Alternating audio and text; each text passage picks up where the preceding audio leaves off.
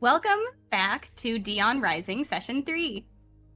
We open today to find our party of flail snail exterminators sharing a moment of downtime in their favorite establishment in the city of Tuzenkin, the Buoyant Banshee Pub. The tavern owner, Barnacle, is working with a young employee to inventory casks of wine behind the bars, and Barnacle's wife, Hattie, is cooking breakfast at the stove.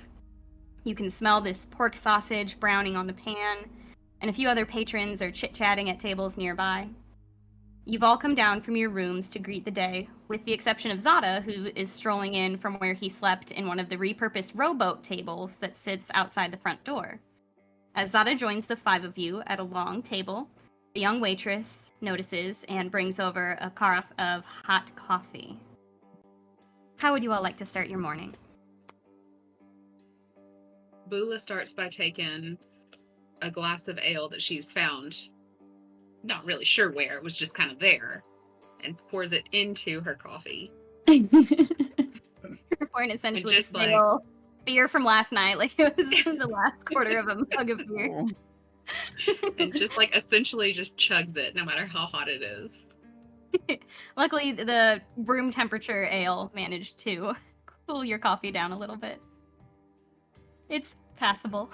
You've drank worse. The waitress continues pouring you all drinks and says, can I get you all anything to eat this morning? Yes. Yeah, whatever you're having or whatever you're making smells good. What they have cooking over there smells amazing. I would love some of that. And when you have a moment, can I get a couple of cubes of sugar as well for my coffee? No, of course, yes. Bring you back some. We have sausage going this morning, and Hattie is making her delicious potato hash. I'll bring you all some of that. I think you'll like it a lot. It's all herbal and flavorful. I'll go get that and a few sugar cubes, and she rushes back to where Hattie is working on breakfast plates.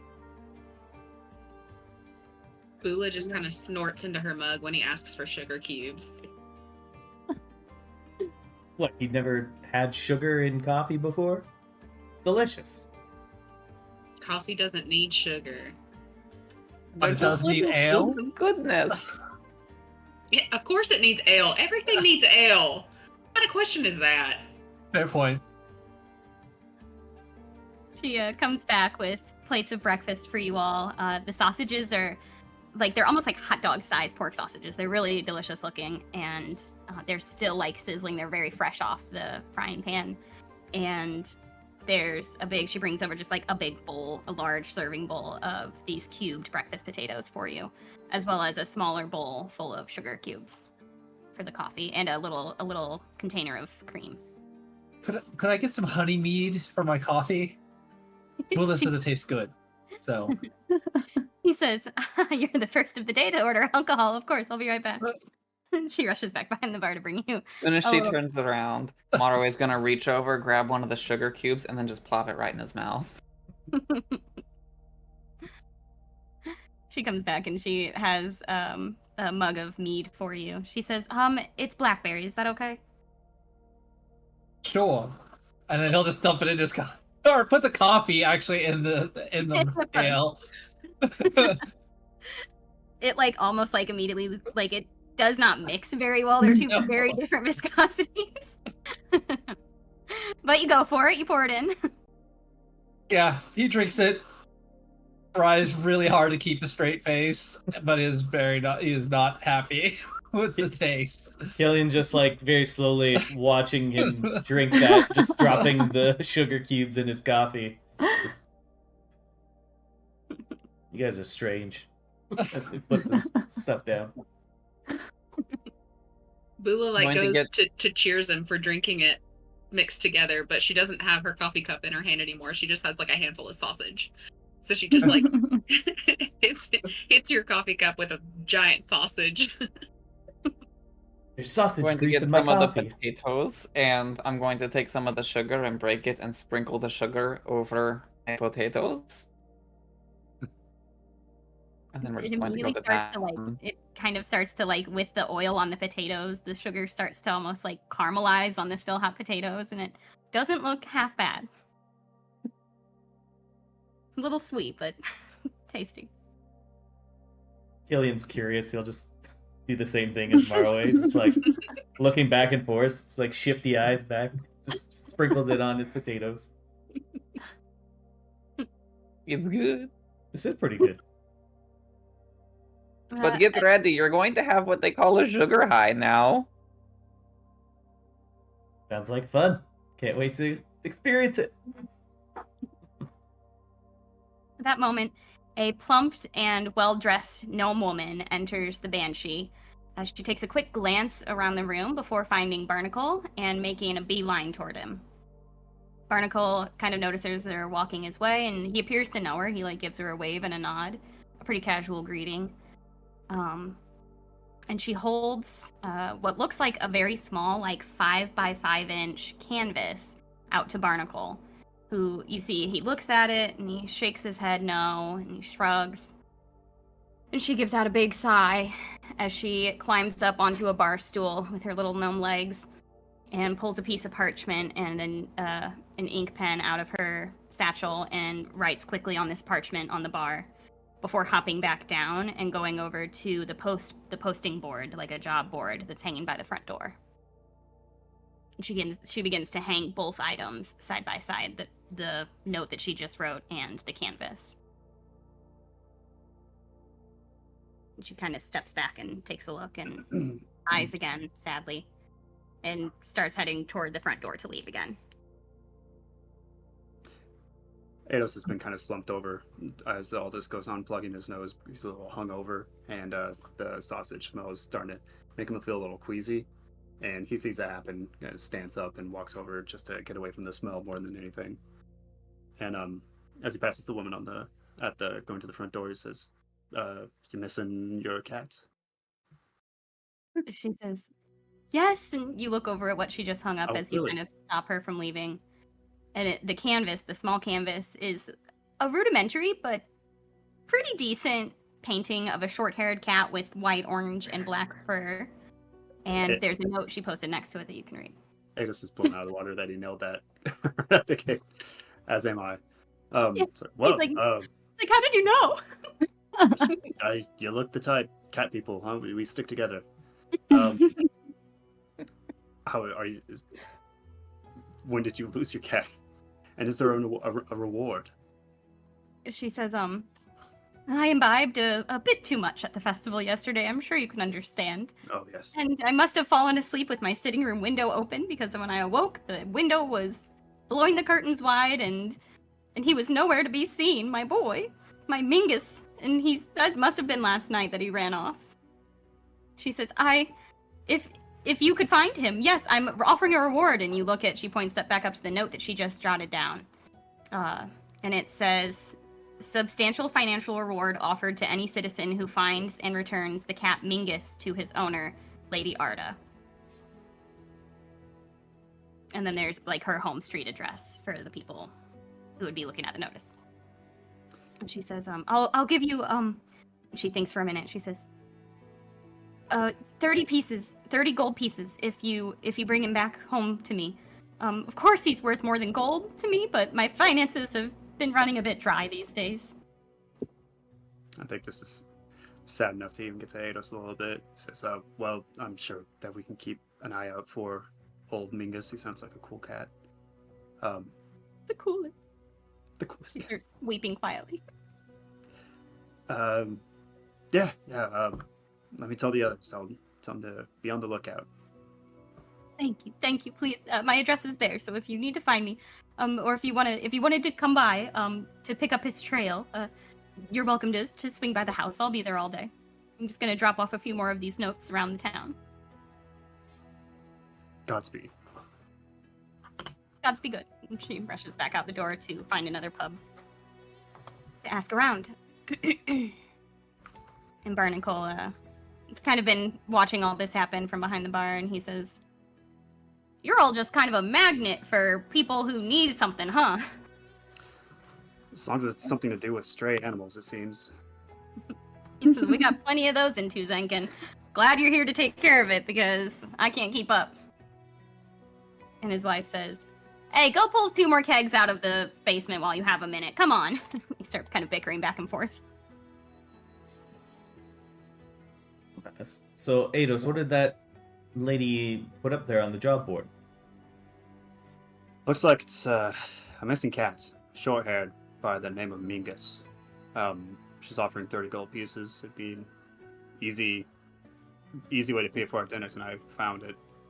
I don't know how above we are looking for cats, but if we see it, then nab it.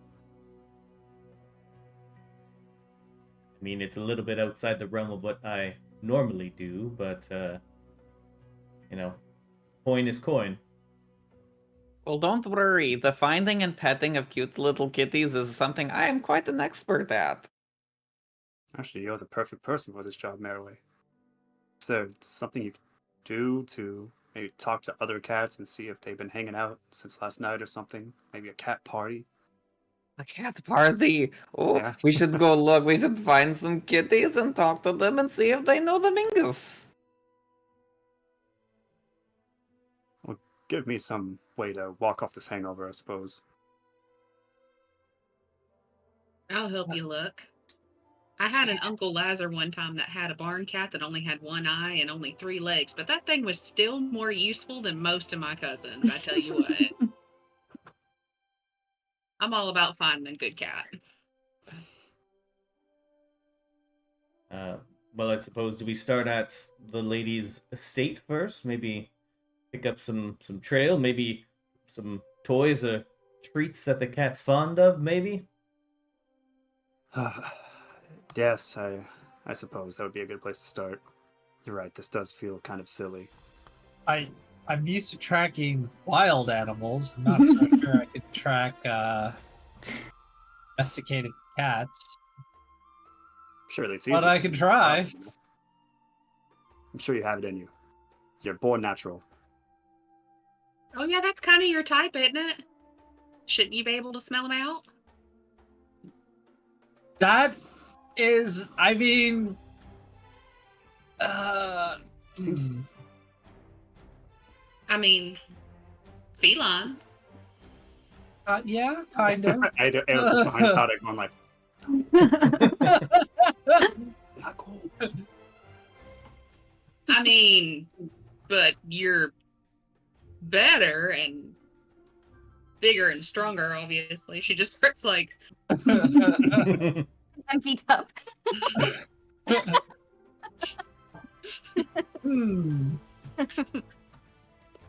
It's like when actors are clearly holding empty coffee cups and just you're just it's fine. Donna's just gonna go to the counter and be like, I need another meat, please.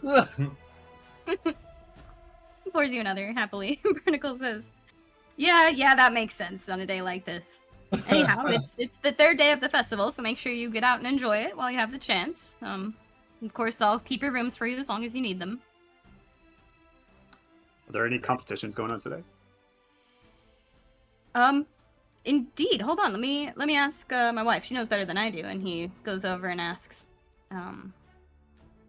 Hattie and have a little conversation back and forth. And he says, they have the pet parade is this afternoon. That's usually pretty cute. The little ones all come out with their little animals. And then later on in the day, they have the tree throwing competition. It's exactly what it sounds like. They pull up the trees in the orchard that are done with their reproductive cycle that we've gotten all the lapa fruit off of. They cut down the branches, they lay them out, and people see who can throw the tree the furthest. It's something. He's clearly pretty unimpressed by the things that happen in the city around him.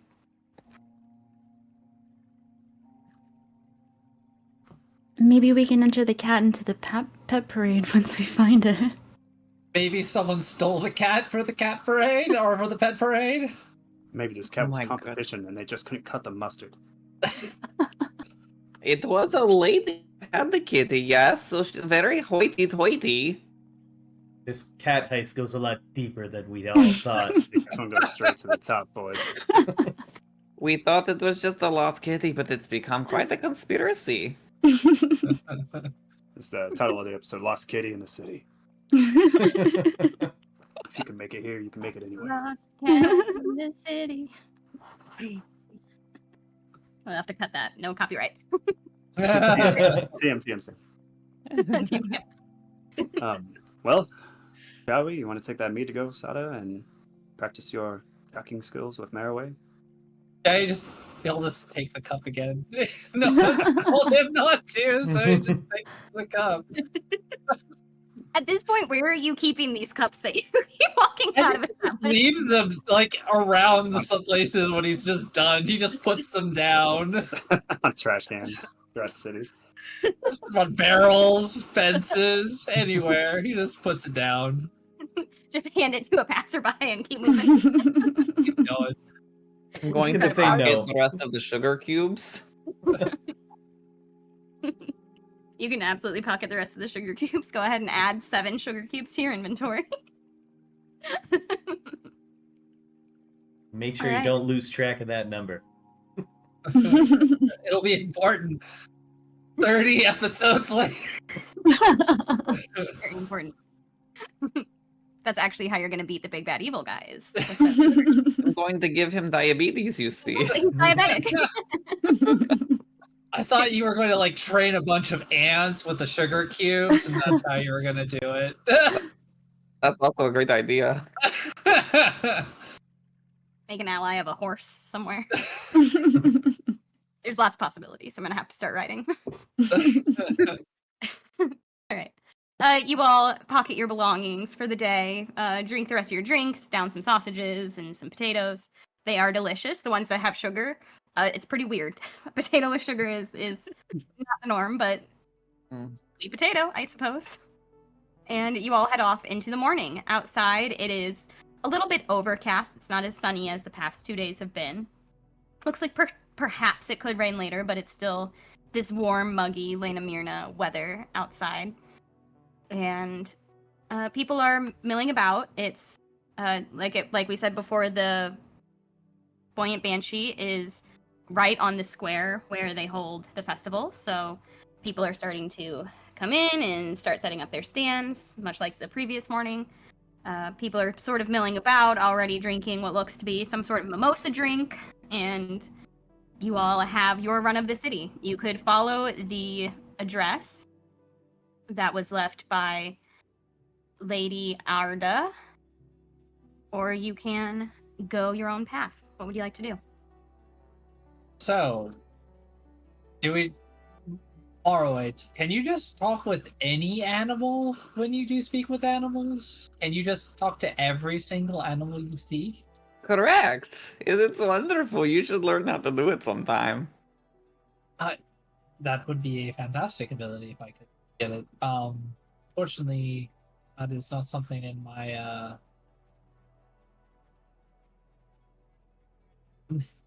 within my divine abilities granted to me. It's okay. Everyone's special in their own ways. Some people are just more special than others. It's true. Well, how about we head to Lady Arda's house and try to pick up the trail there? Sounds like a good idea. Know you were interested in the pet parade. You just seem pretty excited about that. Do you want to see when that's happening? I mean, I'm pretty interested in throwing some trees. Not gonna lie. I believe our man Barnacle said that was in the afternoon. Both of We have those. some time. Gotta do something. So we find this kitty, and then maybe we can enter it to do the pet competition. Why don't you just enter your little fire pet? I would, but she's so cute, and everyone would want to pet her, and then they would get burned, and then it would become a whole thing. She's not a big fan of big crowds anyway. Not either. I can understand that. I do have another friend I could enter, though, but he's a little sassy, so I don't know how that will go. But we'll see. I mean, maybe I could tell him just to do it, and I'm sure he would. Oh, at least you have a We have a couple of plans for the pet parade entries. But just don't enter me, not a cat. That kind of looks at Bula. Bula just like coughs a little bit. Yeah. She just like wipes her mouth with her entire arm and stands up and says, well, yeah, you know, kitten's not gonna find itself, so she kind of just starts like heading towards the door.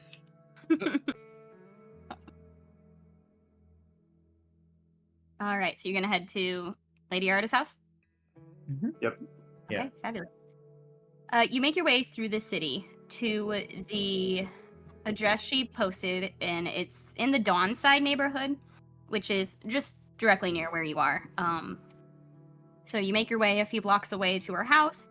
Her being a noblewoman, clearly by birth and by the title Lady, she lives in the wealthier of the wealthy city. And you don't have to go too far to find her place. And it's this beautiful 2-story red brick building. And she's actually just kind of sitting out on the front stoop, little gnome woman, like with her head in her hands, just longingly looking up and down the road, hoping to spot her poor Mingus. And she sees you all coming and recognizes Eidos and perks up immediately and says, "Oh, good. Come, see if you can find my boy. I miss him. I'm bored." Yes, of course, we're glad to help. Yeah, we're just here to see if we can pick up the trail or maybe gather any clues about your missing cat. Okay, well, please, come in. I'll show you the window that I left open. I'm so harebrained sometime, honestly. I'm here one minute and I'm thinking about something completely different the next, and if you get too much pink wine in me, it's even worse. And last night I imbibed quite a bit of that pink wine, and she's just flustered, and she picks up all of her skirts and hustles back into the house and leaves the door open behind her for you all to enter. One question: were you going to enter your pet into the pet parade? Frankly, no. This is his first time that I know of that he's been outside of the house. So I haven't ever been interested in making him put on such a garish display for the public. He's more of a homebody, you see. Pull out pet kidnapping to take out the competition. She immediately looks more serious and kidnapped. Couldn't be. No, who would want to kidnap my Mingus? Oh, Do you know? Of course, everybody would. He's adorable. Do you know if there's any other like stray kitties around in the area? I'm sure there's quite a few. It's a big city. However, this is a nice neighborhood, so I don't think. Maybe not in this neighborhood, but in the city, sure. Because it's possible while you were going out partying, maybe he has friends that he goes out and parties with as well. Be true. That could be true. He's a very likable boy, my Mingus. So if he had friends who I didn't know about, I wouldn't take it personally. She starts crying. She misses her boy. You go into this home, and it's this beautiful. It's got these dark hardwood floors.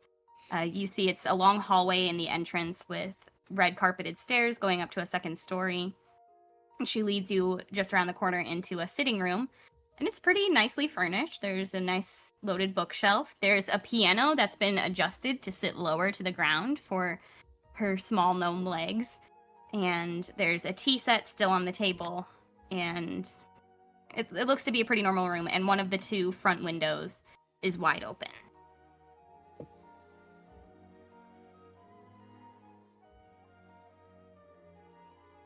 Guess I'm going to try to track an animal? A house cat? You gonna look for some clues or anything? Yeah. All right. I guess go outside the window where it would go, see if there's any paw prints on the ground. Yeah, sure. Roll investigation. While Zada's doing that, Killian will go into his detective mode basically and say, "Now, you said you left the windows open yourself?" She says, yes, it's been quite warm, and I fell asleep on the couch over there, so I had been sitting down here with Mingus, just enjoying the night air after I got home, and having a few more glasses of pink wine, and I must have fallen asleep instead of going upstairs like I usually do. And is your Mingus long hair or short hair? Short-haired. Tuzankin short-haired. Ah, okay. Do they have any favorite toys or treats or anything like that that might entice Mingus? She says, oh, of course, yes. All he eats is tangerine crab meat. I have some in the kitchen. Hold on. And she runs back to the kitchen, and you hear some pots and pans and stuff clattering around, and she comes back in with a little closed tin of, I mean, you presume to be crab meat. And she hands it over, and she says, if he eats anything lower quality, he gets very sick. So this is his favorite and only meal. And she hands it over and says, if anything's gonna get that cat back in my house, this would be it. Now, do you have any sort of rituals or sayings for when you are about to feed him? Do you call him with a certain tone, or do you have a certain phrase that you might say before he's about to eat? Yes, I suppose we do. When he doesn't know that it's gonna be dinner time and I need him to come to the kitchen to eat, I yell, Mingus McBingus! The most fair kitty in the house, and he usually comes running by the time I'm finished. Zata, start yelling Mingus McBingus. Nice and loud. Come on, you're outside. With his perception, he hears it, but he chooses to ignore. By the way, natural 20, so 19. Incredible. Almost incredible. Still incredible. -1!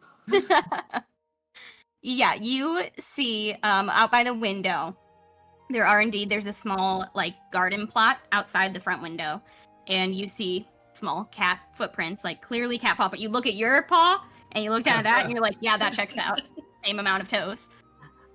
Same size beans, that's good. And you see, with that 20, you look around, and there's, like, you just see tufts of fur kind of every so often in the grass and leading down the street. So you're like, well, this went better than expected. He'll like pop his head into like the window. He's like, I picked up a trail of the cat. Yeah, I'm gonna track it. You're starting to get a little suspicious that, like, maybe they're right. Maybe Bula's right, and I am. Yeah, right. Too easy. I'm confused. You're like, I swear I'm not a cat. Good work, Zeta. Should follow this trail. See if we can't find Mingus. Let's go find this Mingus McBingus. Before we go, let me ask you, Lady Arda, are you often in the habit of leaving the window open, and this is the first time he's run away, or was this just a singular mistake you've made? He's never run away before. I do leave the windows open often enough, but usually it's when I'm upstairs, because I open them when I'm laying down for bed to cool the room off before I go to sleep. So, I don't know, this might be one of the first times I've left a downstairs window open. It's quite dangerous of me to do. This is a nice neighborhood, but I'm usually a bit more careful. I see. Well, to the trail, then. I'll go outside and follow Zeta. She, at this point, closes the window up and lets you all out the front door and says, good luck. Please find my boy and give him that crab. He must be hungry by now. He missed breakfast. He's crying quietly as she closes the door behind you all. And then you hear just a wail from inside. She was clearly holding in. All right, you're gonna follow the trail of cat hair? Is that I will track the cat. This is starting to sound more and more like my house. All right, as you are following this trail of cat hair, it's leading back through the city, sort of the way you came.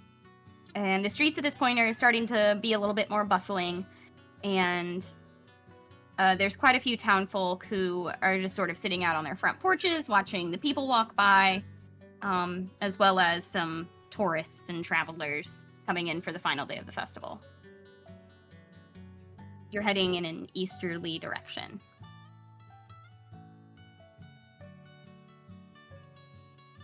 I'll turn to one of the people sitting out on their porches and say, hello, sorry to bother you. We're looking for a cat, short-haired Tzankin.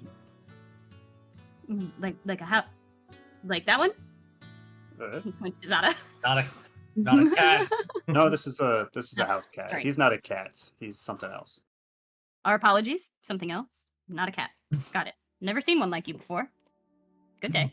A cat. You're just looking just a normal cat. Significantly shorter and without armor. Yes. Roll a charisma or like a persuasion check. Persuasion. All right.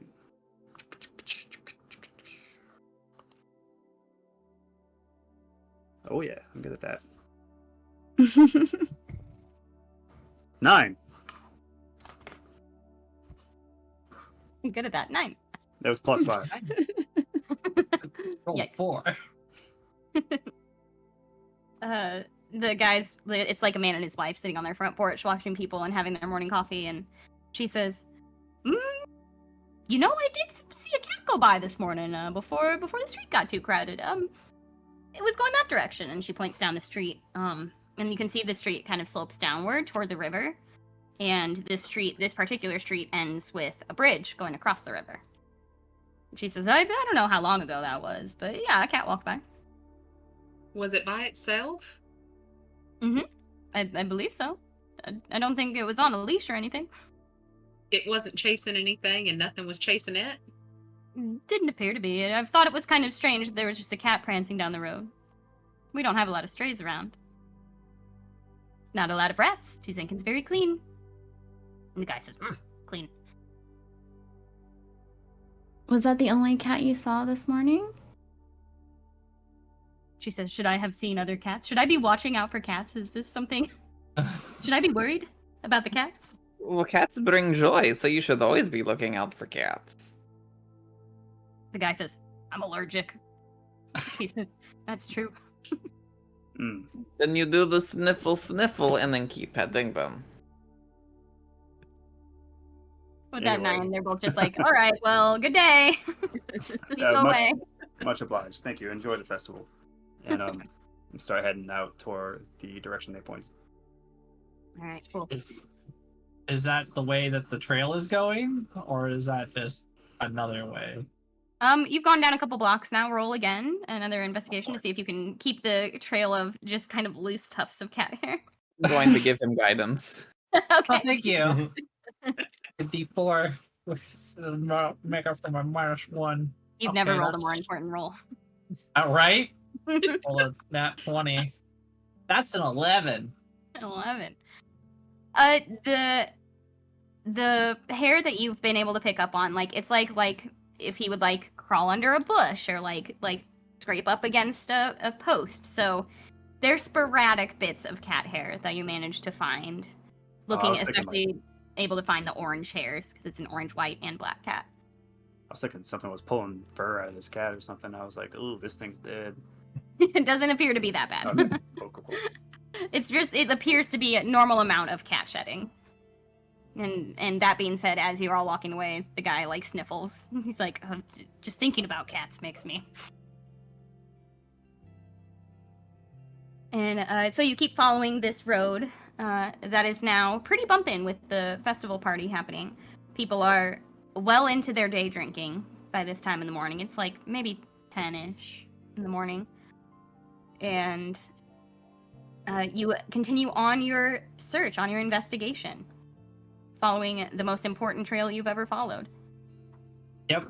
Zada has tracked many a beast in the plains, and now he's tracking a house cat across the city.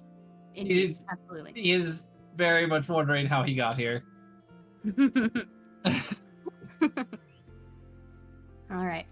Everybody, as you're continuing down this road, everybody can go ahead and roll an investigation check to see what you see. unless anybody is specifically not looking for the cat and being unhelpful. Killian just kind of keeping an eye out on basically all like the party goers here. Just with everything that's kind of been going on with animals being let loose and things like that. He's just kind of he's like following the group, but just kind of keeping an eye on just the crowd in general. Yeah, cool. Roll then a perception instead of an investigation. See what kind of Monterey vibe- got a 1, so he's going to be, instead of looking for the cat, he's imagining Zada as a house cat. And that kind of imagery kind of has him daydreaming a little bit.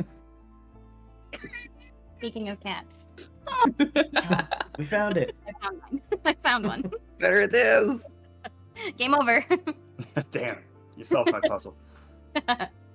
I rolled an 8, so yeah, my heart's not in it.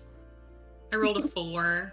Jesus, we don't care about this cat. We do not care about. All of us just can't get past thinking about Zada as a house cat. Just a We're all sequence so of distracted. daydream We're images like of us walking and playing with thinking Zada. about him like Making making the biscuits. biscuits.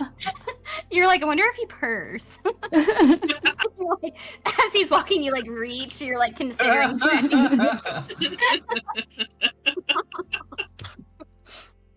It's out of your 20 passive perception. You're like, don't. Like his tail just like flicks whenever like someone gets close. He's starting to lose his timer. You can tell that tail's just getting angry. Starting to thrash. The ears are starting to turn backward. Yeah, pivotal that. all of this, all of this makes you all be even more like, he's kind of a cat though. Yeah. And he rolled a 7, so that's a 6. So that's not great. So he's really distracted by everybody trying to pet him. Seraphina rolled a 3. Jesus Christ. We're great, She's- guys. She's thinking about Cool Guard. She's just following people. And Killian not even paying attention to the cat, looking elsewhere. I rolled a 12 for my perception. I think we're all hungover. Wow. That's the problem. Yeah. Yeah, for sure. Yeah, and you're all still a little bit like you're all feeling a little bit of guilt about the death of Gogo and Petunia. You're like, man, I wish we hadn't had to kill them, and I really wish we hadn't learned their names. Seraphina looks at the piece of shell on her wrist and a single tear rolls down her cheek. Pour one out for Gogo. Wow, okay. With those rolls, the best you can do is get down the street. You don't really find a whole lot of more clues. But you do cross the bridge that's at the end of the street. You've now kind of passed the main part of the festival again, and you're making your way into a part of the city you have not been in before. You cross the river, and luckily, you catch a glimpse of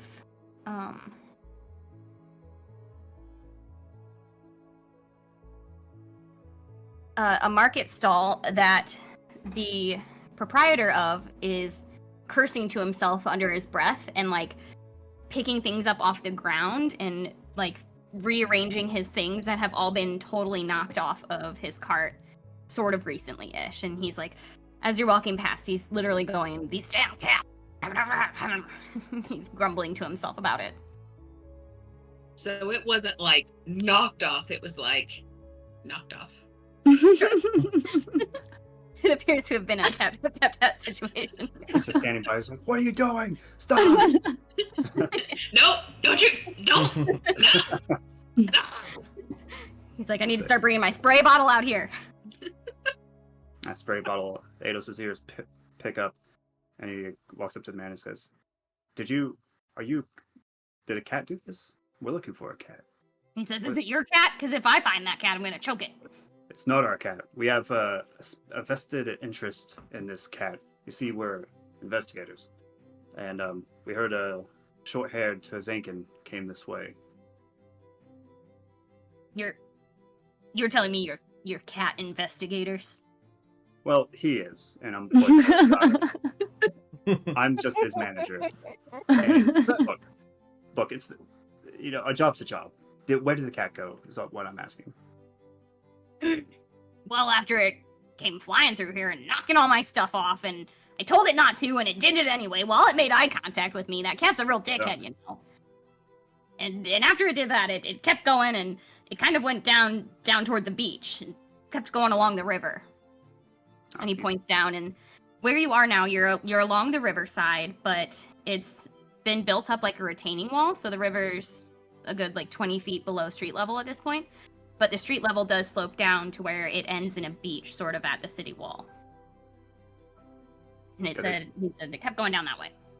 But thank you for your help. Yeah, obviously you can understand why it's important to get this cat off the street before it can cause any more damage to our economy.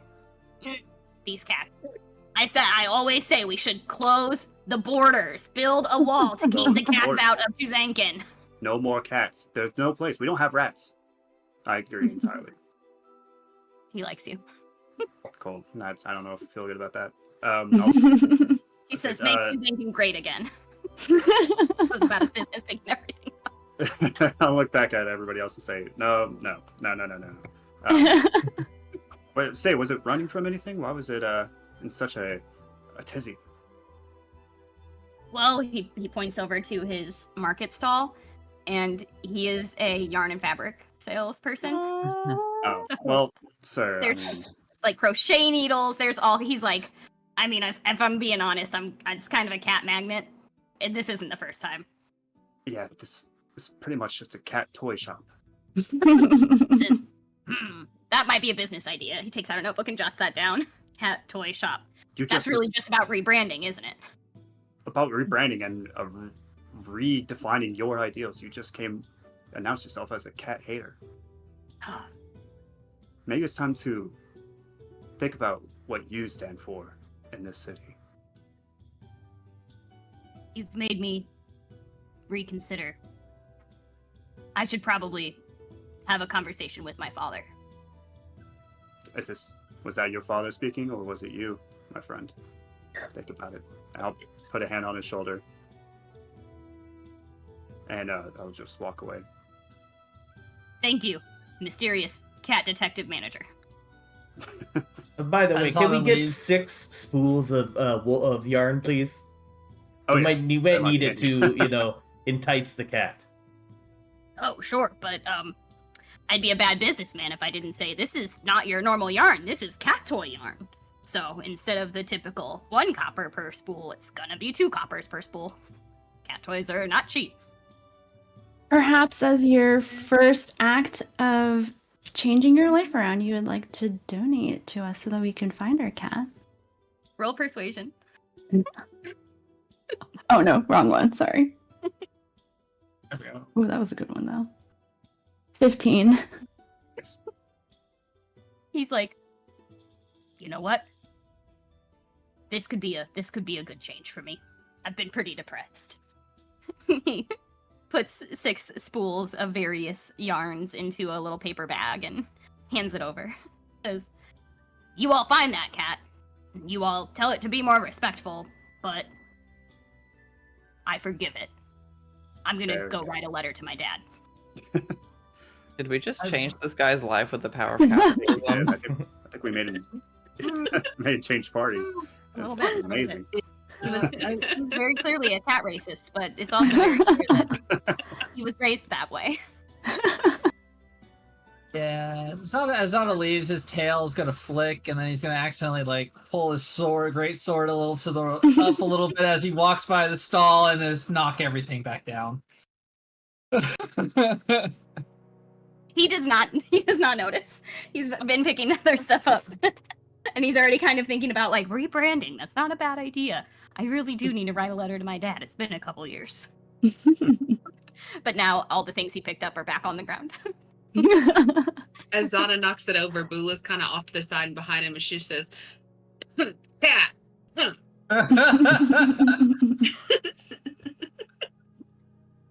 Yeah, the evidence is piling up against Zana. Okay. You all follow his directions and keep heading downhill toward the beach. At this point, you're kind of off the main road and just walking along the grass above the retaining wall, getting closer and closer to the river's edge. And Zada, with your 20 passive perception, which is just incredible, and your weird kinship with this house cat that you found, you see in the distance with your cat eyes a flash of orange and black and white fur hopping along, kind of chasing after a butterfly, heading back toward the buildings, toward the street, just sort of going back uphill.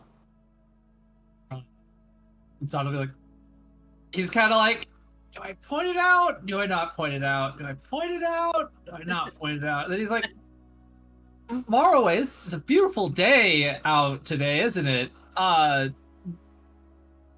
Over there, isn't it nice? Kind of pointing where the cat is. It is quite lovely over there, but I think it's the same loveliness as it is everywhere in the city, Arda.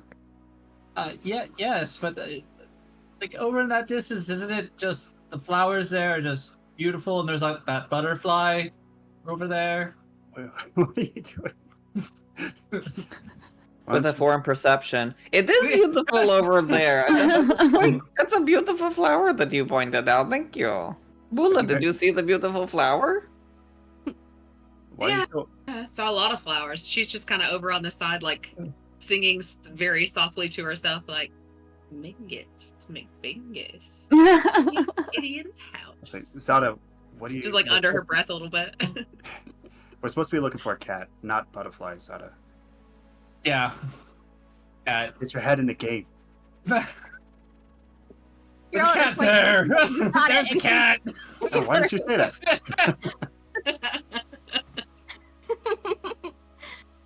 And at this point, he yells, "There's a cat over there!" And Mingus's ears go from like hunting to whoop, right in your direction, Okay. and it Seraphina. takes off up the hill. Oh. You can still see it, but it's Okay. running your opposite Seraphina, direction. sing the song. Sing its song. Mingus, McDingus, the fairest cat in the house. And I'll go, psst, psst, psst, and she's gonna try to like shake the yarn towards it. The food. Get the food. She'll crack open the tangerine crab, and see if he recognizes the sound of the can opening. He does. He's now, you've watched him run back up the grassy hill, and he's now back up on one of the nearby streets. And you see him hop up onto this, like a canopy over just a regular merchant canopy. And he's up there, and he hears the can open, and he just sits up there, but he's got his eyes on you. Okay, How far away is Seraphina. he? He's like a good 200 feet up the hill from you. Seraphina's gonna cast Disguise Self, and she's gonna disguise herself as Lady Arda, Okay, yep. and she'll sing the song, Mingus McDingus, the fairest cat in the house, and she'll lip, and she'll kind of like shake the food, the tangerine crab, to entice him, along with the yarn at the same time. Every trick in the book to get this cat. Yeah. It has fully noticed you, and just as it stands up to possibly jump back down off of this awning, these 4 small children, 2 human, 1 kobold child, and 1 maybe goblin child, are walking by on the street, and they don't see you all, but they see this cute cat up on the awning, and they go, "Ah, it's a cat! It's a cat!" And they're all like trying to catch it between you and Mingus. Seraphina's gonna be like, psst, psst, and she'll be like, "Come here," to try to entice it over towards her. It sees you, and it looks like it wants to get down, but the kids just barely can't quite reach him, and they're actively trying to grab him. So like every time he moves to jump down, these kids are under him, like, "Get the cat! Get the cat!" They're trying to catch it. So Oh, good. go ahead. No, you go ahead. I'll take a step forward and say, "You urchins, stop messing with our cat. You're scaring him." A little tiefling girl turns to you and goes, "What are you calling an urchin?" And with that, everybody roll initiative. We're about to Oh, beat the no. shit out of these children. I'm calling you an urchin. By the power of divine, by guiding bolt, you shall be. Magic missile, magic missile. Catch fireball. I don't know how I feel about this one. These kids are jerks. They need to go. They need rolled to it. go. I was rolled just a 12. gonna give him a good down home. The down home what? You cut out. Oh man, like a no. Oh. Get on out. Get. Get on now, get. Get out of here. Alrighty. Actually, that's good.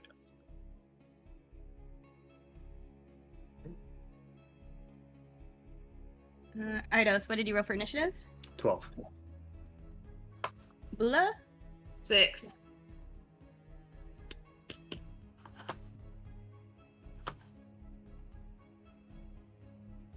Serafina? 14. Marway? 20. Zada? 5. 5. You say 5 or 9? 5. 5, thank you. Killian? 7. 7. Oh man, we are so good, guys. Our rolls have been on point tonight. I was gonna say, it's a good thing we're just chasing a cat. Alright. It is the same little tiefling girl who just yelled, "Congratulations!" And she is gonna pick up a rock off the street and chuck it at Serafina. I'm gonna say the Oh, cat. wait, who just I thought called you her? were gonna say the I- cat, and I was like, oh yeah, these kids are going down.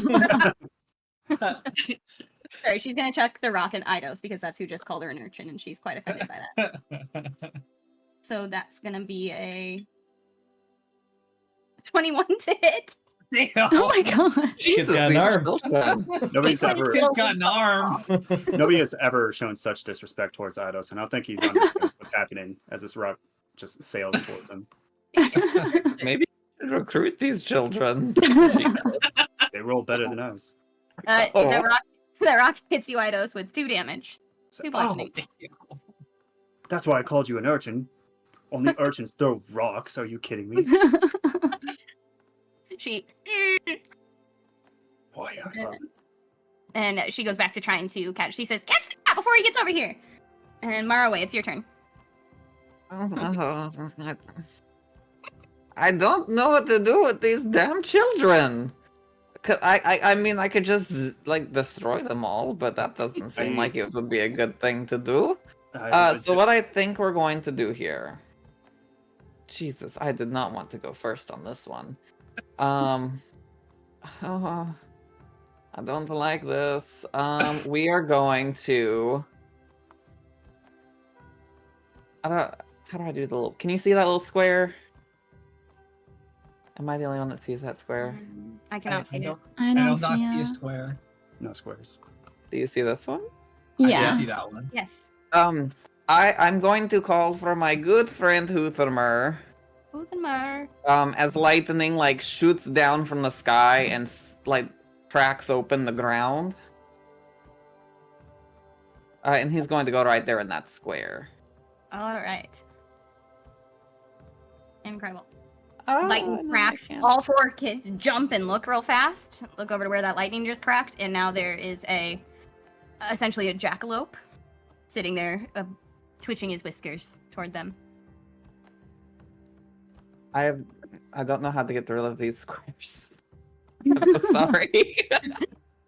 We're learning. It's all good. I don't know how to. Where did these squares the- come from?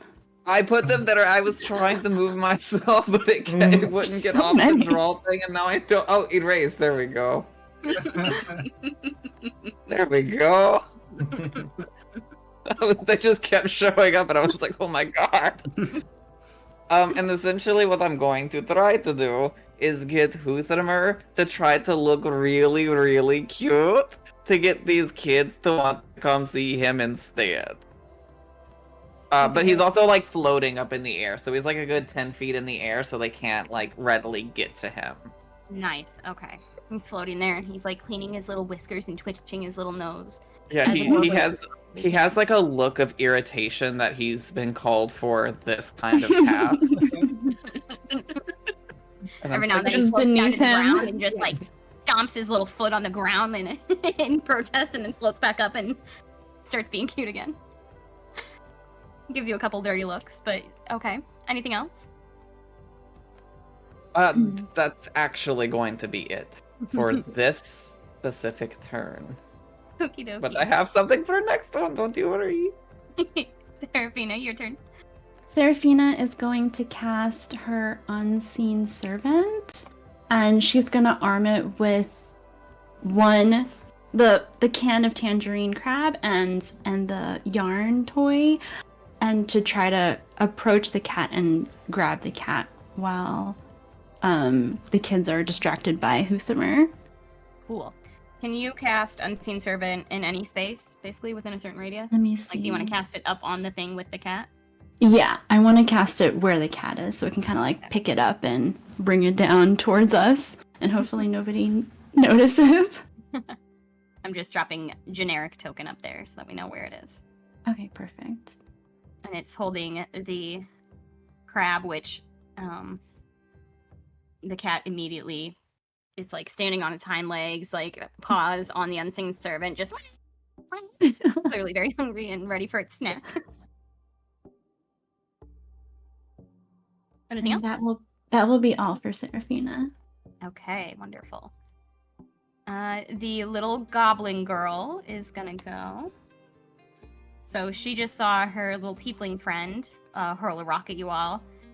And she also sees that this cat is up there, so she's actually gonna try and climb up to get the cat. So that's gonna be double movement to get up there, and she barely makes it up there. And so she is also now next to the cat, trying to scoop it up. Trying pretty unsuccessfully because the cat's totally distracted by the presence of Crab. Idas, your turn. Okay. I'm gonna move 30 feet forward here. I can hardly see these. Oh. Select.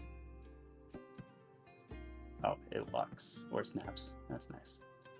Don't draw squares. I'll try that too. No problem. Okay, that's still pretty far away. So I'm gonna cast Friends on myself, and for 1 minute, I'm gonna have charisma or advantage on all charisma checks directed at one creature of your choice that isn't hostile toward me. Would you say it's just that little punk that's hostile toward me? The rest of them are just trying to get a cat, right? Yeah, correct. The one Yeah. that threw the rocky was the only one I would call hostile right now. Okay, I want to Tiefling in the red. I want to cast this at the coolest looking kid there. I want the leader of the gang. Hopefully, it's not that tiefling. It's The the way punk. the others are looking at her, it is her. He's very clearly like calling the shots. Oh, okay, then I'll just do the closest one. Is there The another goblin- tiefling? There's the tiefling is the one in red. The one next to her is a kobold, a little young kobold. The goblin girl has climbed up next to the cat, and then there's a human boy, sort of closest to the fountain, or furthest away from you. A little Okay. kobold is so cute. Okay, so Right. the one that climbed up next to the cat is not the tiefling. Correct. Oh, I'll Nice cast it at job. her then. You're gonna cast it at the goblin? Yeah. Okay. The one that climbed up next to the cat. Mhm. Okay, cool. And then, Sounds good. Do I need a saving throw or anything for that wisdom save? no, I think it just does. It just takes. Cool. Yeah, it just gives me advantage. And can I say something as a free action to her? Yeah. Say, hey kid. Yeah, you on the awning there. Little That's right. goblin ears go toward Do you you. like money? Do you like money? Yeah. Yeah? I'll give you some if you tell your friends to shove off and give me that cat. Okay. Hey. Yeah. And in her next turn, she seems likely that she will do that. Oh, sweet. I don't have to roll for it. Sweet. Oh, yeah, you have to do a Christmas shot. Yes. Oh, Yes. I That should've was not done that. suggestion. That was just Oh, you random. forgot to assign us homework. All right. Just charisma check. Yes. Or persuasion. Persuasion? Yeah. 15. Oh, 15. advantage. Yes. Correct. 15. Cool. Yeah, but she seems to be on board with this idea, Nice. and she's nodding. That's my turn. All right. It is the little kobold boy's turn. He's gonna take one out of the tiefling's book because she looks to be a little bully and he seems to be a little afraid of her. So he's also going to pick up a rock. And that was a 13 to hit Eidos. 14. Okay, misses. He throws a rock at you and the tiefling girl goes, "Come on, I've been training you how to throw things. This is embarrassing." And now it is Killian's turn. Just a question: was the snails, were they smelly at all? Their slime and stuff. Yes, it feel like- smelled yeah. like my cousin Edgar. Remember? Yeah. Yes, It was correct. real nasty, and Yeah. I don't think things are nasty. Perfect, beautiful. Killian's going to go like in front of Eidos and say, "You just got to know how to talk to the children." And Killian will get down on like one knee to be eye level with the children and be like, "Hey kids, do you want to cause a little bit of mischief?" The kobold who just threw the rock is nodding enthusiastically. Because I have here in my bag, and he pulls out the vial of snail slime that he collected earlier, and he says, "This is from an exotic flail snail, and if you come and smell it, it smells absolutely awful." And he'll just he'll uncork it himself and just sniff it and just give the, "Ooh, awful, terrible. There, Roll. come smell it." Roll persuasion, probably with advantage, because that's a great way to get a kid Yeah, too. that's great. To give up the goat. At this point, even the tiefling girl is kind of like, interesting. With advantage 21. Wow. All right. Ooh. You got the kobold. When he has another turn, he looks like he's ready to come over and take a sniff. You've got his full attention. All right. The little tiefling girl is pretty distracted by you. I guess I can just leave it at that for right now, and I'll just kind of end it by saying, I'm sure you could make a certain shop owner quite mad if you threw this in their store and ran away really fast. The boy goes, "How does he know about Goat Man?" I don't hate that. The tiefling girl goes, "Yeah, that'd be pretty gross." And that'll be Killian's turn. Okay, perfect. Bula, you're up. All right. So in this area that we're in, this like square, is there any like potted plants or bales of hay or Yeah, jars of reeds or anything like that? jars of reeds. Interesting. So there's a blue tent just to the south of you, not too far. That appears to be it has lots of different, like it's got little tiny lappa fruit trees, like just like seedlings and such, that are for sale because of the festival. There's a potted plant just inside sort of an overhang of the building to the south and a potted plant to the north. Okay. There's a fountain with water, and then there's a whole rose bush in the building sort of furthest away from you all. Legit. Okay. So I know there's the little kind of sapling trees. Is there anything in those potted plants that would be like straw, like hollow?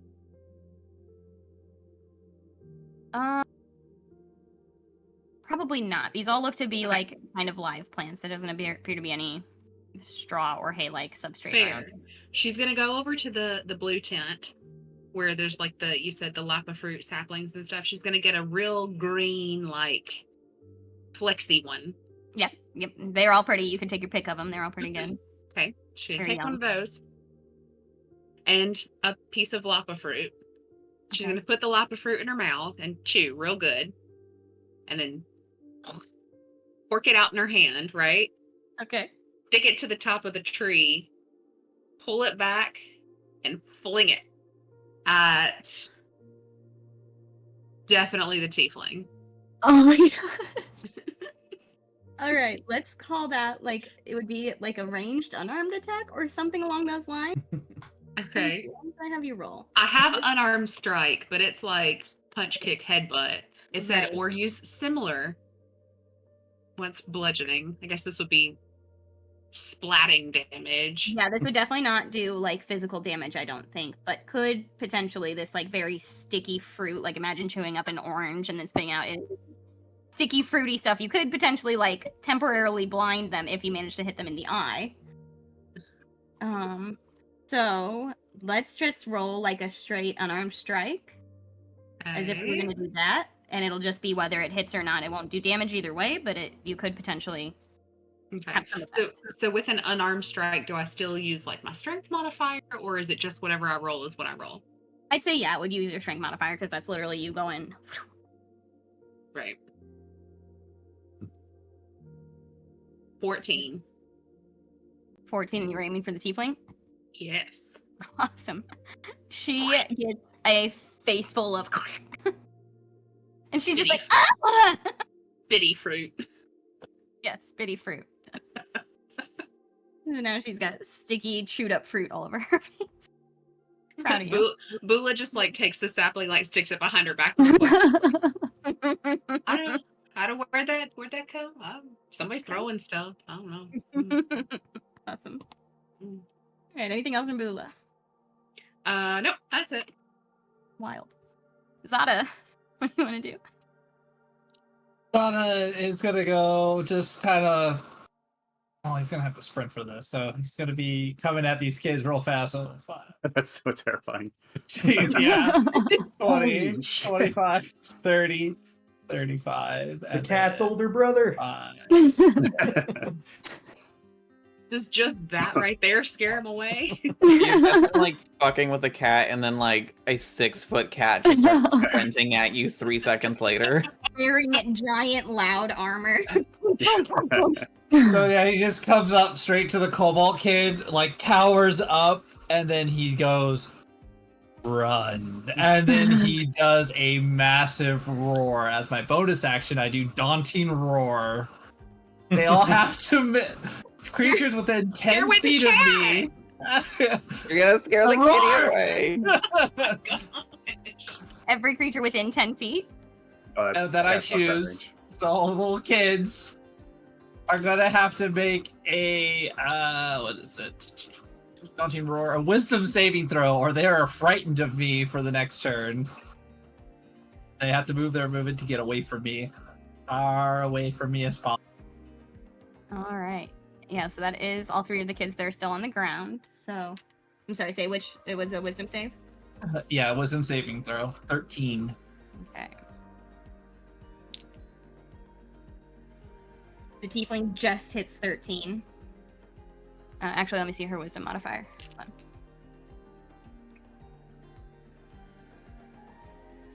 Pull up It's okay, those then. children's stat blocks. Whoop. Eat up small children, guys! So the tiefling just manages to stand her ground. The one right in front of you rolled a 16. And the little human boy failed. So the little human boy takes off running. He's One not even jab. had a turn yet. And he's like, I'm out of here. That's Alright. okay. 'Cause Killian has the tiefling, right? Mhm. Yeah, Killian's got the tiefling's attention. And the Well- kobold's attention. Well, Oh, okay. the tiefling kid also has a bunch of gunk on her face. Yeah. Oh yeah. From Yeah, she's Bula. good. That too. And the goblin girl is distracted by someone, right? Eos, Yeah, Eos, my yeah, gold money. coins. She's like, I got money. Yes, the money. Goblins love that. All right, it's the little human boy's turn, so he's going to continue running away. And the cat, for its turn, is eating the crab being held out by unseen servant. And that makes it nope, it's the tiefling's turn. She's going to use all of her turn to try and clean her face off, so she can't really do much. And then Maraway's turn. Perfect. We're going to move up just a little bit, and then we're going to cast Animal Friendship on this kitty cat so that it thinks that I am its friend, and it will be a willing person. When I have Hoothramer is going to fly up, and then we're going to use our lightning teleport. And we're going to be bringing the unseen servant as well as the kitty cat right next to me. Ooh, okay. Is there any kind of saving throw or anything I need to do? No, because no one's getting hit with anything. And since he's a friend, he'll be brought with us. Fab, fab, fab. He's coming on down by you. Boop, boop. And then with that, I'm going to pick up the kitty cat.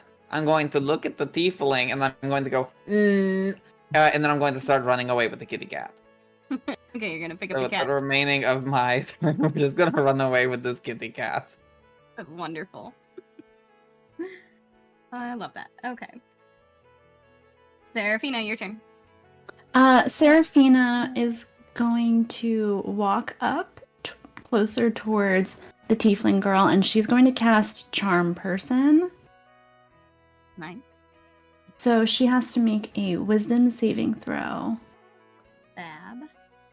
She's still trying to clean this nasty. She's realizing that it's chewed up fruit, and she's like, "Oh, sucks." She has advantage since we are in combat. Okay. The first roll was a 13. The second roll was a 3. My spell save DC is 13.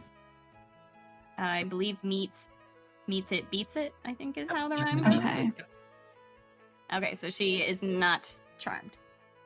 So Serafina will try to bribe her. She'll say, we have 7 sugar cubes. No, we don't. And we don't. Our 7 sugar cubes are running away with a cat. Oh, yeah. We're actively running, turned around, Okay. Serafina will say, how would you like to pet this giant kitty? And she gestures at Sada. Just let out a giant roar. He's friendly. Yeah. And do you hear And then this and attempt to help her persuade this little girl? No. Not at all. Serafina will pull out her yarn because she's got six of them from the merchant's tell. Be like, would you like to play with the big kitty? Roll for persuasion.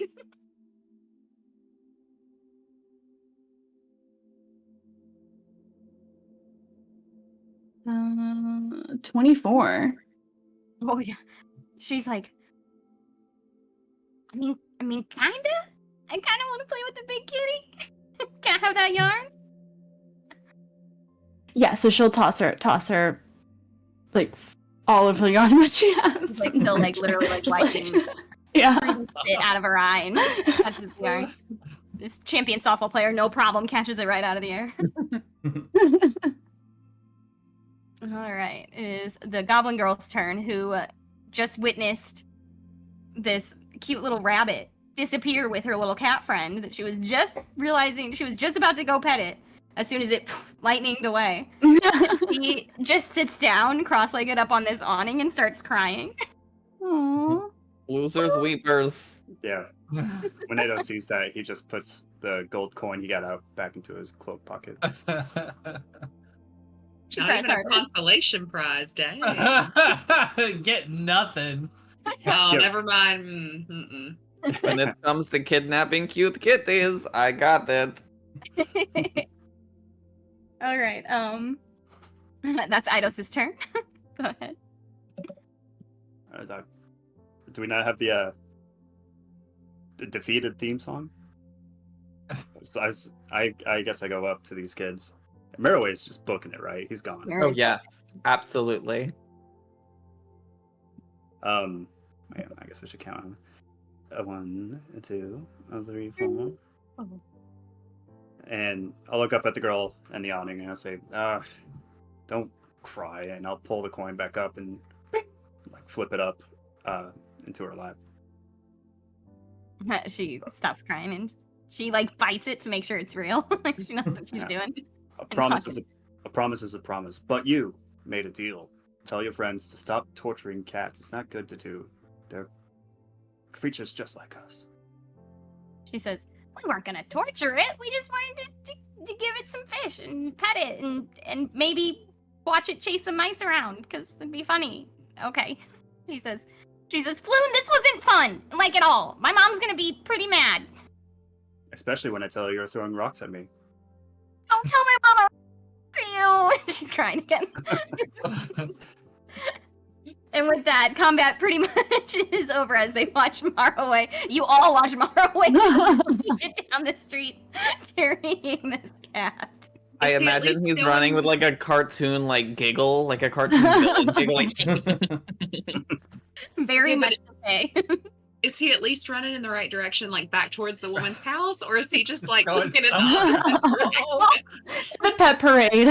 We're running a full different direction than the way you guys came from. Just, Dang it!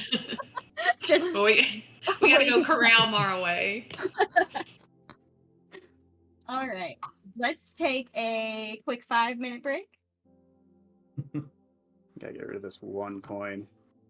Yes. With one absolutely. coin. Every single coin you gave Dude, us. you fed that kid for like a year. Like a gold didn't- coin is I didn't like, have change, and plus Ados has no concept of money. I know, but like for I I think didn't have commoners like change. can live off like 5 gold a year. Yeah, So they you can really- live off It's like Make a, per it's like a year. yearly Yeah. salary. It's like a year. You gave him like almost. As you're all like walking away from these kids, Child. following Mara away, you hear the kids just like, "You have to share, no, but I want it." They're all bickering amongst each other. Ados definitely thinks he's done a great thing by doing that. Helping the urchins. Mm. Okay, it's a good point to take a quick 5-10 minute break. What do we need? 5, especially short, I think. All Well, good, then- 'cause I Yeah. have to get up really early and drive to Disney tomorrow. Yes. Santa has kitty ears. I did it. Yep. Oh my Uh, god. I thought we were doing that to Maro's thing. Okay, I like ready? Ready. Okay. Maraway, as you are running through the city streets in no particular direction, just excited to be to have got this cat. Roll for me a contested strength check to see if you can keep this cat that is not happy to be have been dragged away from its breakfast. He has friends on it. He has animal friends. Oh, that's true. That's true. Read that spell. He's to me. my friend. They're Thank you, best I forgot. friends. Let me read that spell real fast so I know. But it is a exactly. 19. Okay. if that you helps. beat You beat my Where's 7. my mind? Yeah. All right. Oh yeah, no, you I'm are- sorry. It's an 18. Just kidding. I lied to you. I have a -1. You do still manage to beat it, regardless of the fact that you have animal friends with him. So, what are you gonna do with this cat? You're running through the streets in no particular direction. You're definitely not heading down. You I'm can't- going to find an alleyway to kind of duck into. Okay. And then I'm going to try to start my ritual. No, I'm just going to Can I cast this? Is not a ritual. Yes, I can. I'm just going to cast Speak with Animals as I'm running. And I'm just going to say, "Hello, is your name Mingus?" He says, "Indeed, Lord Mingus Fairweather at your service. Oh my goodness, he's a noble kitty. And the noblest kitty. Thank you for noticing. How may I help you, my good sir? Do you have more of that delicious crab?" I do. Hold on. Let's wait for the floating can to catch up with us. And then I'm going to start looking down the alleyway that I just came through, and I imagine both of us just watching the way cats, just kind of stare at things with that 1,000-yard stare. And I'm just gonna sit there and wait with the cat for this Oh, the unseen servant. tangerine mates to come floating into the alleyway with us. Can we get a view from the street of Mary's head peeking out and then the cat's head peeking out? Very much, yes. Any minute now, it should Oh. be here. High off the ground. There's just like a floating can of crab and a floating piece of yarn. Like, Here it comes. If you were standing behind them, you would see both of their tails are going.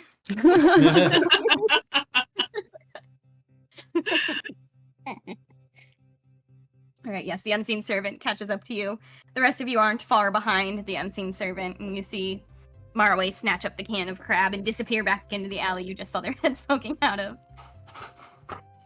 So I'm going to give him the crab, and I'm going to say, pardon me, I just have a couple questions for you, if you don't mind. It's like he's growling while he eats because he's so hungry. He says, yes, yes, my good sir. But if you don't mind, I'm going to keep eating my breakfast while you ask. Of course. Look, my best friend Bula, she does the same thing when I try to talk to her in the morning. She just eats and eats and eats, and then occasionally I get a grunt or a shake a head. But I just wondered, are you happy in your current home? My current home? With my good lady liege. Yes. She feeds me this crab every single morning and every single night. There aren't enough mice for me to chase, but I suppose there have been worse problems to have. Why did you leave? Well, please don't tell my compatriots, but I can't see an open window and not want to jump out of it. And then I was just kind of lost. Oh, I understand. Sometimes when I see an open doorway, I just walk right through it, even if I don't know where it goes. Yes, you understand. Are you a cat? I don't think so, but I speak cat, so I don't know, maybe. You do Maybe in like a past life or something, I was a kitty cat. I feel a kinship with you, my good sir. He goes back into his crab. Would you like me and my friends to escort you back to your home? He finishes his crab and he starts cleaning his whiskers and he says, "Well, that would be a pleasant way to spend my afternoon is walking back to my home. Which I don't know where it is. All these places look the same to me." Well, we can take you there. But also, there's this really cool thing that's happening here in just a little bit. It's called the Pet Parade. I don't know if maybe you want to walk in it with me and Mr. Hoothermer. That way everyone here can see how amazing and noble you are. Parade. Is this a parade where people would pet me? If you wanted to, or they would just applaud your greatness. I am great. Indeed. This pet parade sounds worthy of my time. Yes. So I'm just going to let him finish his food and keep petting him until the rest of the group shows up. Incredible. Yes, he finishes his food. How long does animal friendship last? 24 hours. Nice. You are his bro. He's my best friend, except for Bula. Yeah, the rest of you come around the Thanks, corner, Trey. and both Marway and the cat are like picking the little tiny bits of scraps out of the can and nibbling. And they're Oh no, I'm not batting. nibbling Oh on no, it. it's meat. He doesn't eat meat. I don't Oh, need yeah, the it's meat. good. No. You two are just batting that yarn ball back and forth across the alley. He's Good luck, quite good Mary. at the game. He says, "I should really leave the house more often. This has been an adventurous day. What were those small things back there? They were the size of my good lady, but were not my good lady." Well, you see, they're called youths, and they're immature and young and childish and not very good at taking care of anything at all. But they grow up into being people who can sometimes do something. What does Marway sound like to us right now? Is he saying that, or is he? Meow, meow, meow, meow, meow. Fully like, you guys come around the corner and that's what you're seeing happen. He certainly has a way with animals. Serafina turns to Zata and says, "What are they saying?" I don't speak. Big cat. Oh, I'm sorry. Just How unfortunate he doesn't speak his own language. I'm a lion. The cat sees Zata come Totally around the different. corner into the alley and just like tail poofs up real huge. Oh no, don't worry. He's quite harmless actually. He's like a protector. You see, people that are mean show up and he goes boom and hits them and protects us. You non-cats are strange people. However, you have great opposable thumbs which open the cans that I cannot. Therefore, I appreciate your existence. Shall we proceed to this parade where I will be pet and worshipped? Yes, let's go! Indeed. And he stands up and he Oh, does yeah, that stretch where, like, it's the front and then the back and then the front again. Everyone, we're gonna go to the pet parade and we're going to flaunt our stuff and look cute and people are going to pet us and tell us how amazing we are. Do we have to? Of course we do! Look how amazing this kitty is! I don't want to be pet. I did pet. I don't suggest you join this competition, Sada. I'm gonna go throw a tree. That seems more your alley. I'll join you throwing a tree. All right, you all head with Lord Mingus back toward the festival. Cross the bridge, and he peeks over the side of the bridge and says, "Ugh, water. Ugh, I don't like that." Keeps trotting along. He's very much doing like the happy kitty trot, looking fly. And you all make it back to the festival, and it's about noon now, so it's about lunchtime. You have this this cat as your companion now, thanks to Maraway. Would you like to kill some time while you're waiting for the pet parade to start? You kind of find where they're already setting up essentially the route for it. It's the same route from the parade of the first day, but there appear to be a lot more children out and about at this point in the festival. Are any of them throwing rocks at us? None of them are throwing rocks at you, but every time you pass them, Lord Mingus doesn't like them. He doesn't like the youths. Youths. He spits up a hairball. You guys find somewhere to have some lunch and some mead. You try and go into a tavern to get your lunch, but they won't let the cat in. Aw. Zata comes in here all the time. Why would you say no to him now? That one speaks common. That one is vermin. So I've been talking to That's it I've been talking to it. It speaks just fine. Does everybody in this city hate cats? So Little it would bit. seem. Oh, wow. I think there's a rich backstory to that. Maybe we should ask. They're more dog people, you know. We've established this conspiracy runs deep. They've been taught at a young age, indoctrinated to hate cats. Yeah. Eidos will order a wine and a croissant as he waits for the parade. He's gonna I'm just pick a going nice, to sit outside. Yeah, nice spot in the little, tables outside. What do they call it? It's an outdoor cafe. Patio, yeah. Yeah. A catio. Patty, I was gonna say it too.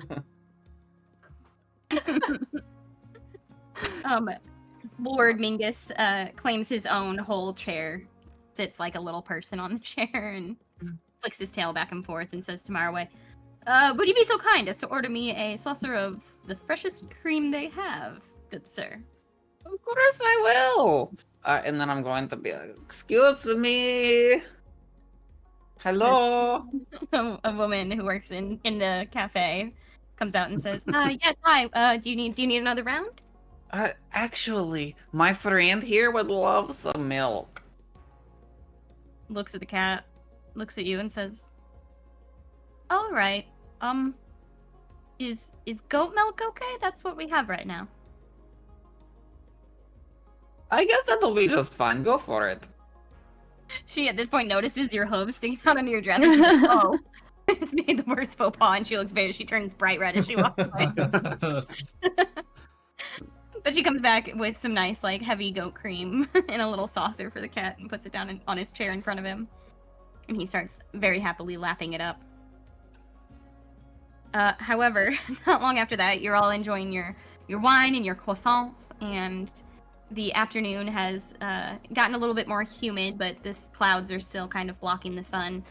And it doesn't take long for Mingus's, like, y'all can hear this little cat's stomach start to and grumble. It wasn't supposed to eat anything other than the crab. It makes it sick. Tail and Did the lady say that?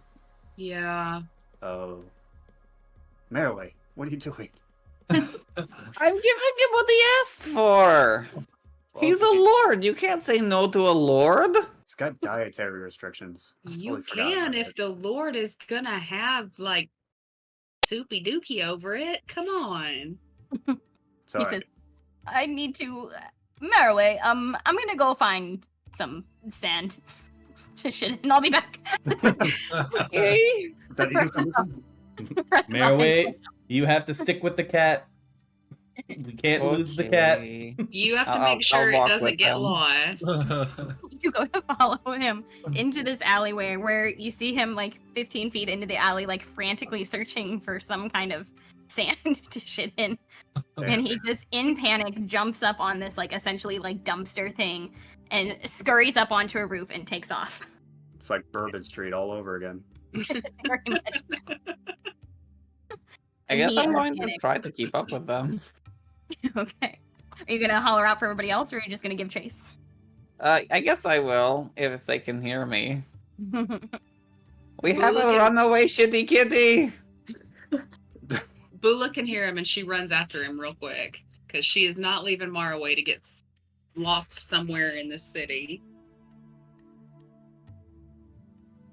Sorry, I have to take that quote down. We have a runaway shitty kitty. All right. You all managed to climb your way up onto this roof between this alleyway. And you see the cat has managed to, just bolt in that way that cats panic before and after they poop. He's just in a blind panic looking for a litter box. And he's made it about 100 feet in the time it took you all to climb up onto the roof. So everybody roll initiative Oh, to no. see how this chase is going to go. 17. 17. It's the weirdest setup for a parkour scene that I've ever heard. Parkour. I warned y'all this was going to be a weird one. I got a 16. Okay. Seraphina has 4. Dirty 20. Ooh, a dirty 20. Nice. Zada? 18. 18. Killian. Killian also has 4, but natural 1 on the roll. So Whoa. So that'll About put you- how long has it been since I summoned Huthermer? Ooh, Over an hour? yeah, I'd say so. Okay, cool. He's gone. Yes. All right. We're going to do this theater of the mind. I don't have a chase map, but I do have some chase rules here that we're going to use. So he's made it about 100 feet away. Bula has managed to like parkour her way up onto this roof very quickly after hearing Maraway call out for help. I'm sorry, I cannot with that cat. He's so cute. I'm sorry. Give me just Oh, a yeah. second to get rid Keep of him her. So good. No, keep her. She's such a distraction. I'm so sorry. This is No, we her need a favorite cat. episode. Yeah, we need a Okay, cat. this is the only episode she's allowed to be in. I'm thrilled about it. Anyway, Bula, you're the first one in this chase. Okay. So what we're gonna do is do this sort of round by round. You can use the dash action during your turn, 3 plus whatever your Constitution modifier is, that many times. Not in one round, but throughout this whole chase. So Okay. everybody go ahead and figure out what your Constitution modifier is and add 3 to that, and that'll be how many times you can use the dash action before you end up with a point of exhaustion. Okay, so mine's gonna be 6.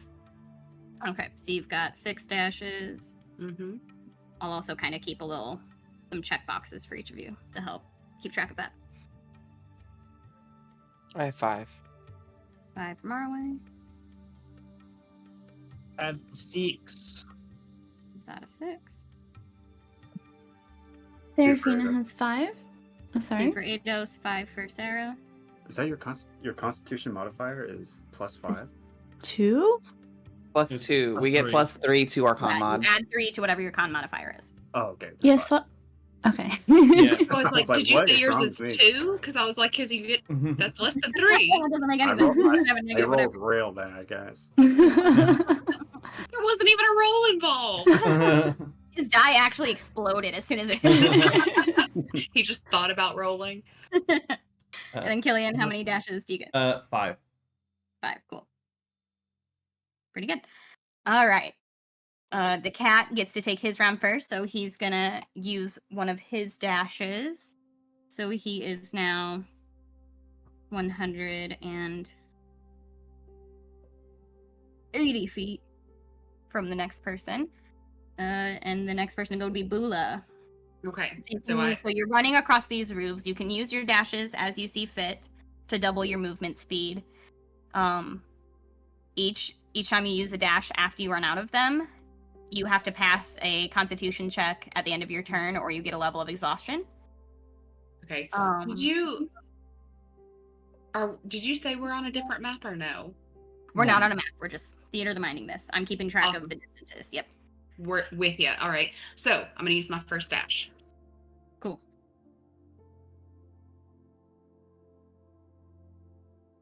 I jump up on the roofs, parkour, slide under a thing, hop over another thing. Looks real smooth. Hell yeah. Alrighty. For a big girl, she moves all right. Yeah. What's your normal speed, or what's your doubled speed since you dashed? My doubled speed is 60. Cool. So you've managed to close it down to 120 feet between you and the cat. Oh, and you all can also, you can use your movement, and you can use one action for each turn. So if you have anything you can do to try and slow the cat down, you're welcome to do that as an action. I do not have any sticky fruit to throw up here. Outside of the dash? Correct. Oh, perfect. Kind of homebrewed some chasey things. Yeah. Without hurting it, I don't really have anything, and there's nothing for me to grab up here, so I'm assuming there's not. I'm assuming this is just regular roofs, right? Right. This is not running through somebody's rooftop garden. Mm-hmm. Okay. Then she's just gonna dash. Cool.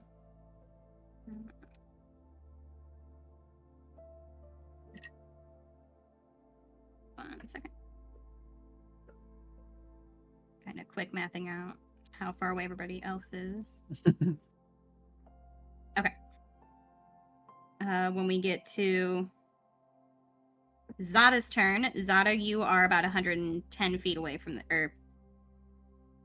170 feet away from the cat. Well, Zada can dash for 70 feet because he's got 35 feet. Or gonna just take off booking it. And then he's gonna try to, with his passive perception, see if he can find a way where he can shortcut it, the cat. If the cat starts angling, if he can find a faster way than the cat's just mad dashing. Okay, roll an investigation check to see if you can find anything that looks like it would help you get ahead of it. Investigation. That's a 12. 12. I'm gonna say you see that he's kind of diagonally moving, and so you take some preventative actions to try and take a little bit of time off. So we're gonna add another 5 feet, or you've closed another 5 feet of distance essentially, by sort of not directly following in his steps. And what did you say your dash speed was? I do 70 because I'm 35. Nice. So you are now at 95 feet from the cat. Yeah. You see this cat just almost jumping like that cat is, just running across the roofs. Awesome. Matching step for step. Yeah. Okay. Next up would be Marway. Get ready. I'm about to make you do lots of math. Awesome. That's what I'm here for. All right. So we're going to start with our first part of the dash with 70 feet. Okay. And then from there, I'm going to use a bonus action to use my Fey-touched Misty Step to move an additional 30. Okay. And then from there, I'm going to use the action that we're allowed to have and summon Huthamur again and have him teleport me an additional 15. Okay, hold that thought. Boy, Just like I man. also initially did the first bit of math wrong too, so that didn't help. 115, right? 115 because It should be 115, yes. Yeah. Okay, cool. Math. We can do it. We know sometimes. math.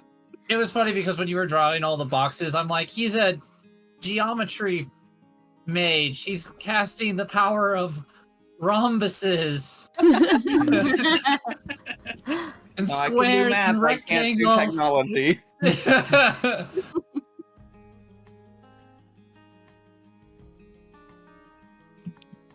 I gave you the wrong starting number too. I went down instead of up in the initiative order, so you were actually 200 to start with, not 160.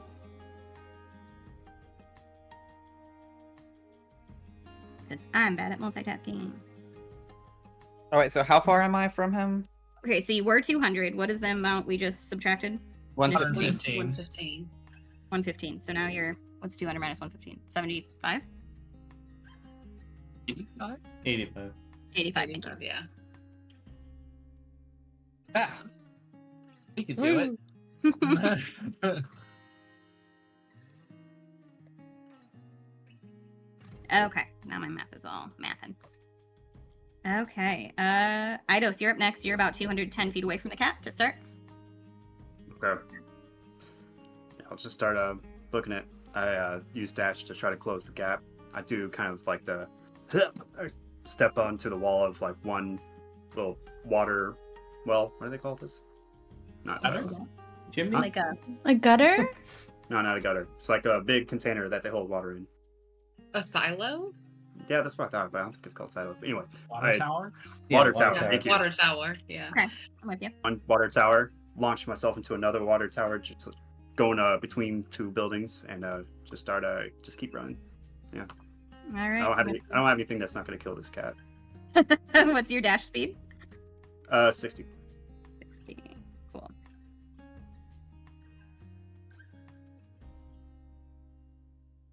All right. You are 150 feet away from the cat. Next we have Serafina. I will You start out about also- 220 away. Ooh, okay. So I will also follow and try to dash after the cat. But I'm rather clumsy because I still have all my skirts, so I'm not as deft as everyone else. And then I will cast Prestidigitation to mimic the sound and smell of the tangerine crab. And I'm going to try to sing his little song, his Mingus McDingus song, to try to lure him over towards me. Okay, wonderful. It could potentially slow him down, so I'll have you tell me your dash speed first, and then I'll tell you if he stops or slows down at your attempt. Okay, I have 60 for dash. You have 60 for dash.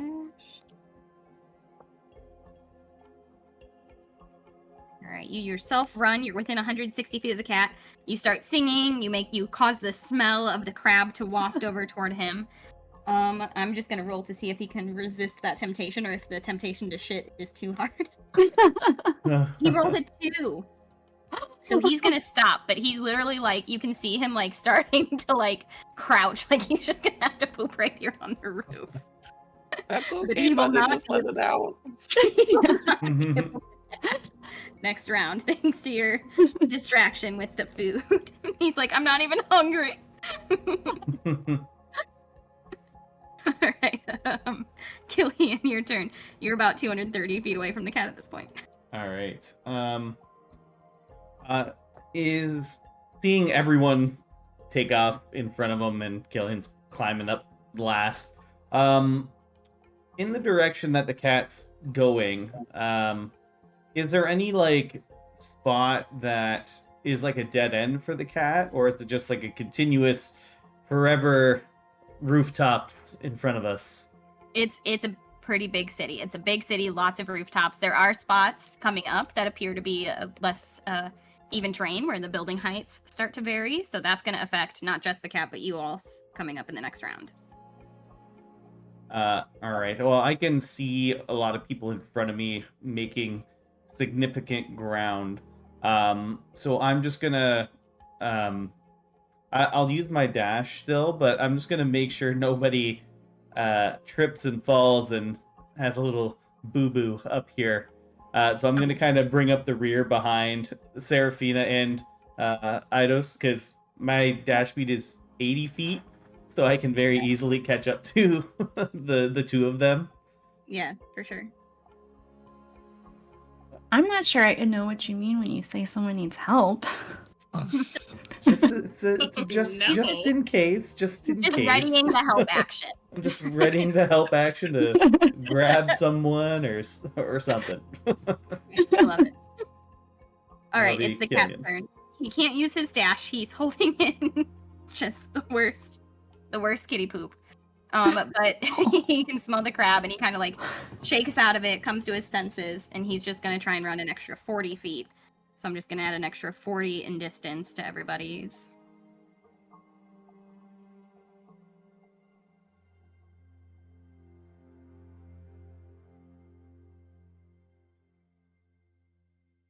Okay, and we're back at the top of the order with Bula. All right. So she's just gonna keep dashing. She doesn't really have anything in her bag of tricks other than just being as dexterous as possible, sliding and jumping, and she's gonna get her mitts on this kitty. And your dash is 60, correct? Yes. So you've come within 100 feet of the cat.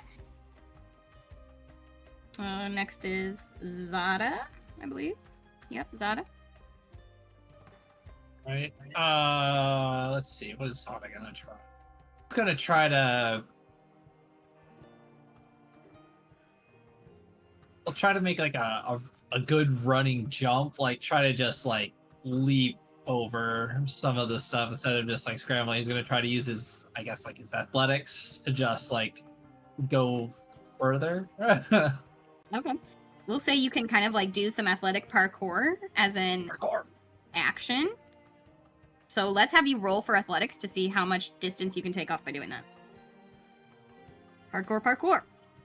Parkour. 14. 14. Okay. And your dash amount was 70. So I'll take off the first 70. And a 14 is going to add another 15 taken off. So you've gotten pretty close. You're within 50 feet of the cat. He's trying so hard. He just sees like Marway just go boop boop boop boop, just teleporting fast. Oh, he's like literally like goat hopping across. Yeah. Mountainous. All right. Marway, your turn. Yes, so we're going to do the 70 dash along with another 15 teleport. So it'll be 85.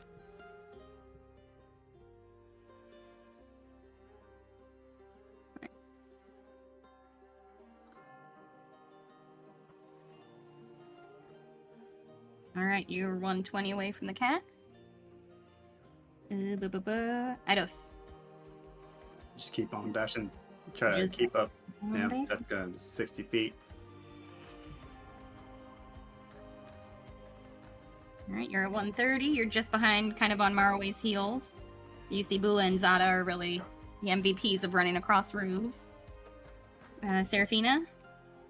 Seraphina's going to do the same thing. She's going to dash 60 feet. Her skirt's hoisted up, and she's going to cast Prestidigitation again with the sound of the can opening and the tangerine crab smell.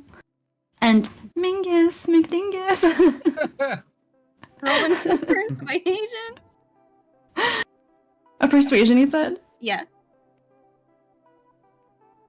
Gosh. I think it's a 10. A 10. Okay, doesn't quite get, not quite enough to Ah. get it. He fell for it once. But you're at 140. You're hot on Eidos' tail. And Killian, what do you want to do? I'm just gonna keep pace with Eidos and Seraphina. They're like full on sprinting, and Killian's kind of like, it's like a more of a nice brisk jog for Killian Yeah, to Pretty good keep workout. up. Let's keep up with these two. We're both like sweating. Never worked so hard in our lives. Truly. Like, and you got an egg in your dress, so that's even more impressive. It's just for my breakfast. I rolled again to see if anything complicated comes up. Nothing yet, so we're just pretty well running across. It's not flat terrain, it's sloped roofs, but nothing to trip anybody up yet. Top of the order, the cat's gonna... It's not gonna dash anymore because it's getting tired, so it's only gonna run... It's 40 feet.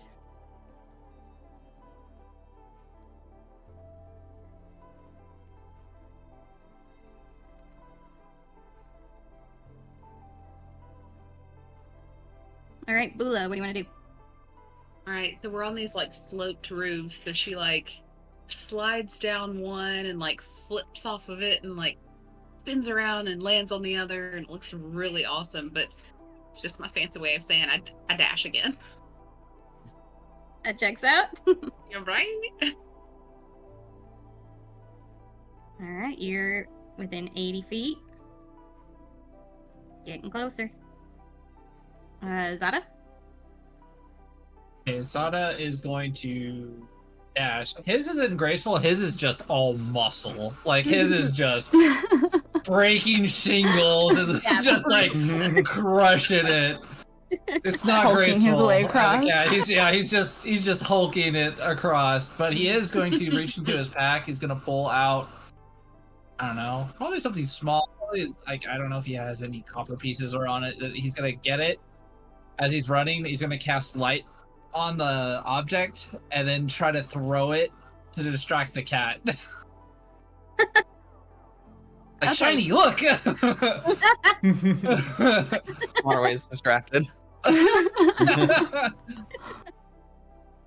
I'm trying to think of what I should have you roll to see if that manages. Maybe I'll just roll for the cat to see if it distracts him.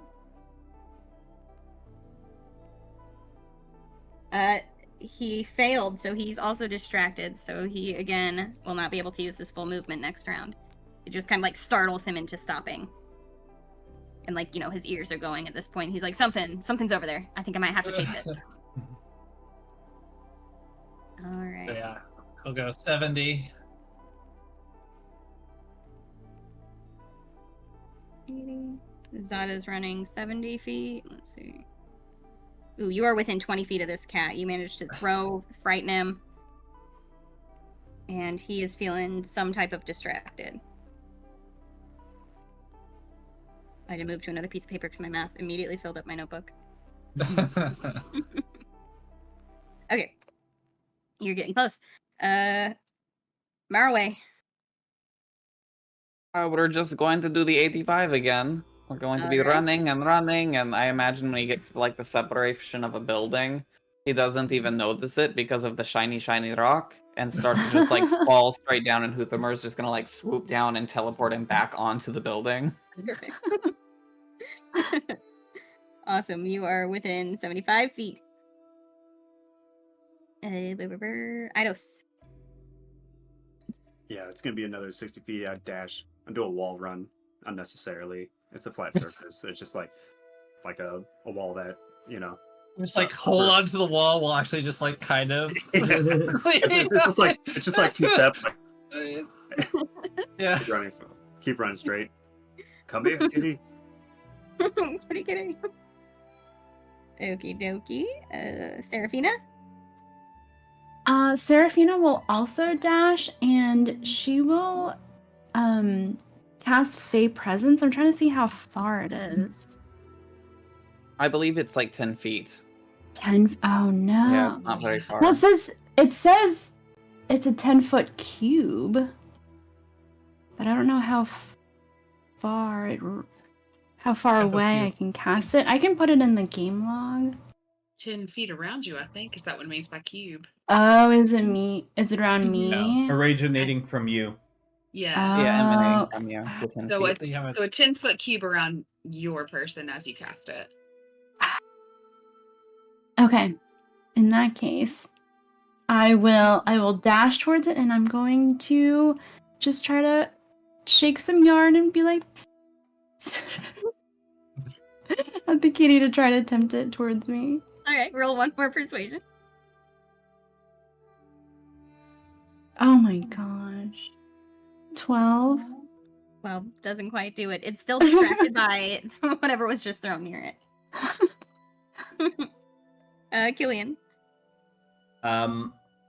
Killian is going to mimic Eidos and run along the wall like behind him, but with like much less effort around the wall. And then at this point now, Killian's gonna kind of take off, maybe like just an extra 20 feet in front of Eidos and Serafina. I want to say that Eidos, when he does that little sad wall jump, you can hear him go, "Ha ha!" He's obviously very proud of himself. Does not see you nail it though. Killian like somersaults off the wall, just lands in front of you, and just keeps going. What the? Like this is just another Tuesday. Okay, back to the top. The cat is distracted. He is not going to move. Bula, you've got a chance to close the gap. You are 80 feet away. Zada is between you and the cat at 20 feet distance from the cat. What are you going to do, Boo? So I'm gonna close the distance as best I can. I know I can't get all the way there, but I'm gonna keep going. So that's another 60, and how far is Zada in front of me? At this point, because you were in that, you're neck and neck. You're both at 20 feet. Now he's about to go after you, so he'll be technically jumping in. Right. Can I You're both- like So when you're making your almost like boost him? Oh, yeah, for sure. Let's just roll with your strength modifier. Like we're gonna roll it's like it's an unarmed strike, sort of, but without the damage.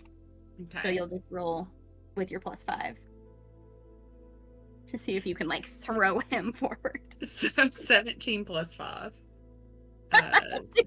Zada, you hear Bula booking it up behind you, and she says, "Brace yourself!" And she grabs the back of your plate mail and just boom.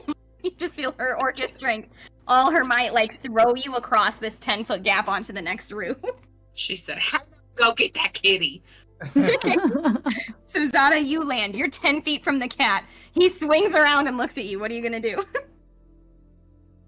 I am going to grab that cat. All right, run those 10 feet, and I won't even make you roll it because he's so freaked out by you. Just boom, and you scoop him up. However, as you're scooping him up, his bowels release, and you just manage to hold him out while he has the runniest, smelliest little poop. And he immediately, Marway hears him say, "Oh, that's better." He says, "My good sir, you've quite literally scared the shit out of me. Thank you." And he lets you, he comes to his senses, having finally taken the poop he needed to. He's like, "Well, I still have the zoomies, but my apologies for that asinine behavior." He sees Maraway, his good buddy, and goes, "Ah, my friend, have you pooped recently? It's so fun." I haven't pooped recently, actually. I probably need to here soon. Sometimes I have to remind myself because it just comes out of nowhere and I'm like, whoop, I got the poop. You should eat more fiber. That's what my owner always says to me, but all I want is that sweet, sweet crab meat. I always see what happened. He did, so I can understand why. All right, you all make your way across many, many roofs back down onto the street, and you manage to make it back to the festival grounds just in time that you see all of these little children and their parents and their variety of pets are lining up for the pet parade. All right, Mr. Mingus, are you ready to be admired by all? He says, "Yes, but quickly, will you check my tail for any dingleberries, please?" I check it immediately. He shows you his whole butthole, the way The cats whole do. thing. Yeah, it doesn't matter. It's just a kitty butthole. He's very proud. Yeah. Everyone has a butthole. It's clean. He licks his fur, straightens himself up, and says, "All right, it is time. Shall we lead the parade?" Of course, we probably should. I mean, you are a lord. Are you all gonna walk with Mingus, or are you all gonna find a vantage point where you can watch the parade? I go straight back to the patio and back to my glass of wine. I'm very out of breath, and I don't like how that turned out. Yeah, you're like, I was just starting to get over my hangover, but now you're like, your head is throbbing a little bit. You can feel your pulse all too much. Bula stands off to the side where she can watch Mara away. Obviously, she's not going to go too far, but she does need something in her belly after all that exercise. Yeah, you guys make it back to that patio, and the server comes back out, and she says, "Oh, I honestly thought you all just kind of walked out on your tab. Glad you're back."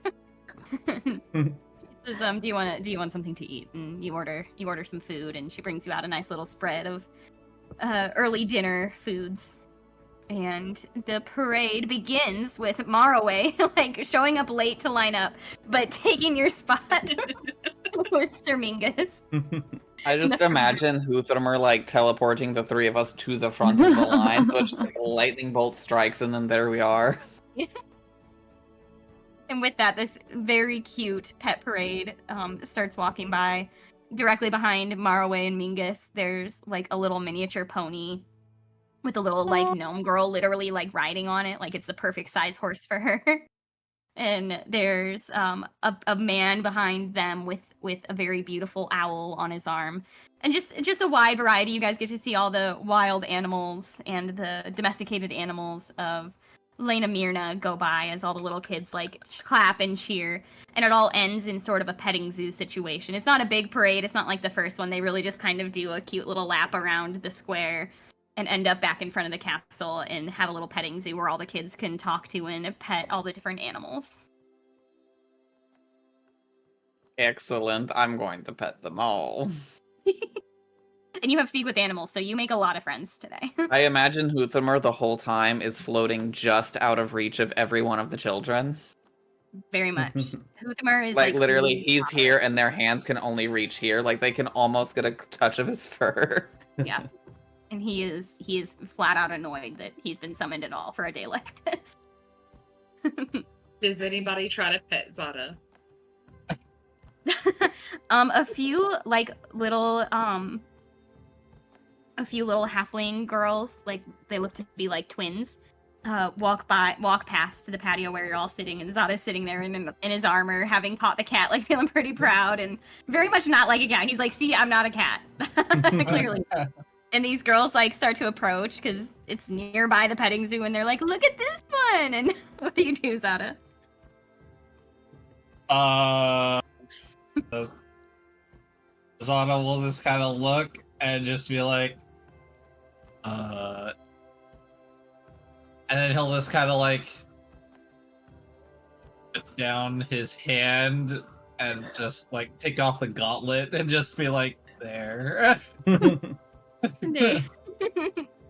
One of them like just, "Oh, it's really soft." She rubs her little face on your paw.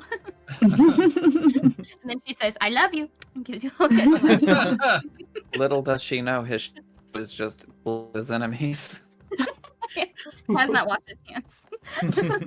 He had gauntlets on. He just took He the did gauntlets off. Yeah, you're clean. Maybe sweaty, but they're clean. Incredible. Yeah, you all spend a nice afternoon watching the pet parade. Are any of you going to try and do the tree throwing competition, which someone announces tree throwing and the final ceremonies of the flower festival beginning now in the northeast corner of the square? Oh yeah, Stardust gonna go. Yeah, heck yeah, Bula's gonna throw a tree. She did that at home all the time. As soon as Maraway hears this, he's gonna scoop up the kitty cat and grab Hoothramer, and we're gonna run over there because Bula supports all of his bullshit shenanigans, so he's gonna go support her. And Mingus says, "Ah, yes, the classic test of strength. I've always wanted to see this one. I'm excited to watch. Go, humanoid creatures, throw things." He's like literally like clapping his little paws. Trying to be a little bit more like the rest of you.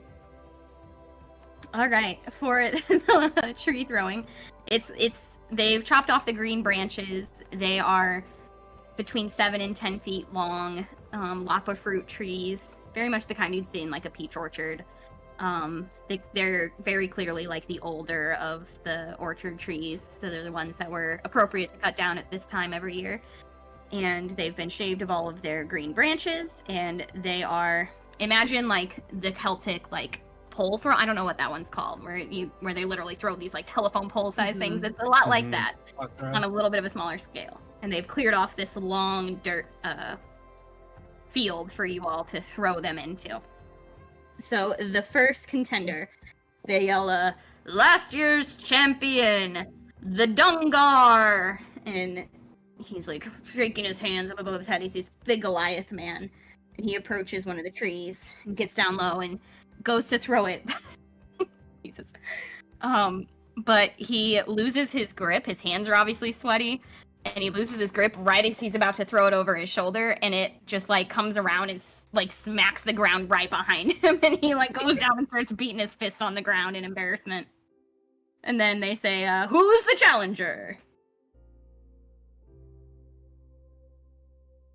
You go first, Bula. You can Okay, all right. for it. So she steps up and she Show says, them how it's done. I'll challenge. All right, go ahead. Roll a strength check. As you look over to the stands, you see me, Huthermer, and Hearth, all three like cheering for you, and then the cat's just admiring everything, I guess. Bula like tries to wink at you because she's glad you're there, but it comes off more as like she might have something in her eye. You're not real sure. She's still working on it. Okay. Oh, come on. 15. 15. You do make it. You throw it 15 feet. Much better than the guy who literally was just barely able to get it off his shoulder. And it lands down hard in the dirt. Zada, go ahead and roll your strength check if you're going to also challenge. All right, let's not do anything embarrassing. That's a 14. 14.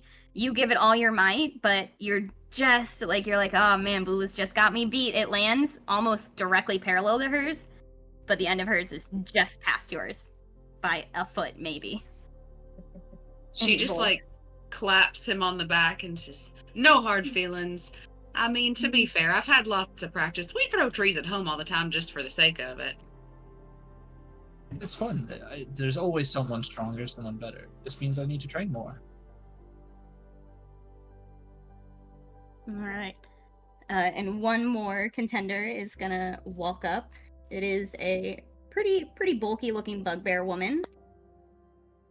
Ooh, and she also rolls a 14. So it lands pretty much parallel with Zata's, but doesn't quite beat either you or Bula. And they say, "We have a winner! What's your name, orc woman?" I'm Bula. "This is Bula!" And the crowd applauds. All the little kids are dancing around and happy, and all the animals are stomping their hooves and feet. And he says, he pulls you off to the side, and he says, "The prize for this one isn't quite as good as all the other prizes, but this year we've managed to have donated this large jar, and it is a pretty large jar of Lapa fruit ale." He says, "Enjoy." Sounds good to me. So you can add a quart-sized jar of Lapa ale to your general inventory, or you can drink it. I mean, she's gonna drink it, let's be honest. It's not gonna last that long. I'm gonna say, yeah, you throw the lid. You're like, I don't need that. Like a discus. we're throwing all kinds of things tonight. It's like the first one when Zada got his, it's just like it's all gone the first night. This one's just gonna be the same thing. Immediately drinks it. Very much, yes. All right, and at this point, the sun is slowly starting to make its way toward the horizon, as Lord Mingus stretches again and shows off his butthole one more time to the crowd, and then says, "My good friend Marway, would you be so kind as to escort me home? I miss my feather bed." Of course. Bula! We're taking the kitty home now. Oh, of course, yeah. Let's get the kitty back to its little gnome woman. She just And kind of. Marloway's gonna walk slightly slower than he normally would, just because he doesn't want to give the cat back. Oh, no. Bula sees it and she kind of comes up behind him. "Come on, Marway. You have to give him back. Doesn't mean you can't visit him, though." Okay. You all make your way back to Lady Arda's house, and she's still kind of just sitting on the front step outside her front door, still looking for her baby boy. And she sees you all coming down the street, and she jumps up and comes running over as fast as her plump little legs will carry her, and scoops up the cat into the biggest hug, and she's just kissing all over his face, and says, "Please never run away again. I'm so sorry. Oh, my boy Mingus, my Mingus, oh Mingus." And she's crying and kissing him, and he's just going. She's like, "It is past your dinner time. Come, come, come. Everybody, come inside. Come inside. Let's have dinner, and I'll give you. I'll get out some gold. Thank you. Oh my God, thank you." And she brings you all inside. And as soon as she's in, she puts Mingus on the cushiest chair, and he settles in right away. And she brings him, she's like, "Normally I make him come to the kitchen for dinner, but not tonight. My Mingus is back." And she brings him some more crab and lays it down in front of him on the chair, which he immediately like starts throwing all like the way cats like pick up and shake their meat. It just gets all over. And she says, "Okay, let me run upstairs, and then how about I cook us all some nice dinner, yes?" And she runs upstairs and comes back down with like a small coin chest, and she says, "So I spoke to the gray one earlier, and well, I promised you 30 gold for bringing him back. However, there's more than one of you, so could I?" And she's counting and counting, and she says, "I could give you each 20 gold. Would that suffice?" That's trying to do the math fast. It's not going very well. That's very generous of you. You don't have to do it, but we readily accept it. Well, I feel I must. You brought me back my Mingus Bobingus. And she doles out 20 gold to each of you. Nice. And maybe a glass of that pink wine you were talking about before? Oh, yes. Lord. Ah, yes. I think I still have some. Come. And she takes you back into her lavishly nice kitchen. And she says, "Normally I have chefs on call tonight on nights like this, but this was more important. And she pulls out like leftover like cold ham out of the fridge and just general leftovers that someone else clearly made for her, and she does not know how to reheat at all. But she pulls all that out. She pulls out a couple bottles of very pink wine and says, "Shall we?" And she tucks in herself to a glass of wine and gets out glasses for the rest of the party. Motorway's gonna like walk over to the meat and kind of like take it from her and take it to start cooking it. So he's gonna get it set up like on a little stove area and then have hearth kind of underneath it, like blazing up to heat the meat up. Oh, nice. You don't even have to. She's like, "That's clever. I have no idea how to turn on the stove. That's a good way of doing that." I don't either, but Hearth knows how to cook a meat. What a thing. Is that what kind of cat is that? It's a birdie. You Oh. see, it's a little bird, and he goes blue, and she's all fiery. She says, "Don't let Mingus see that. He's always jumping into the windows trying to catch the birds outside." You should probably close those windows more, too. He said he just can't help it with the windows. He says, "I think I'll have a handyman come and just nail them closed. It's not worth it. Today was awful." And you help her reheat the ham and some beans and things, and you all have a very lovely dinner with this sweet, noble Arda Fairweather.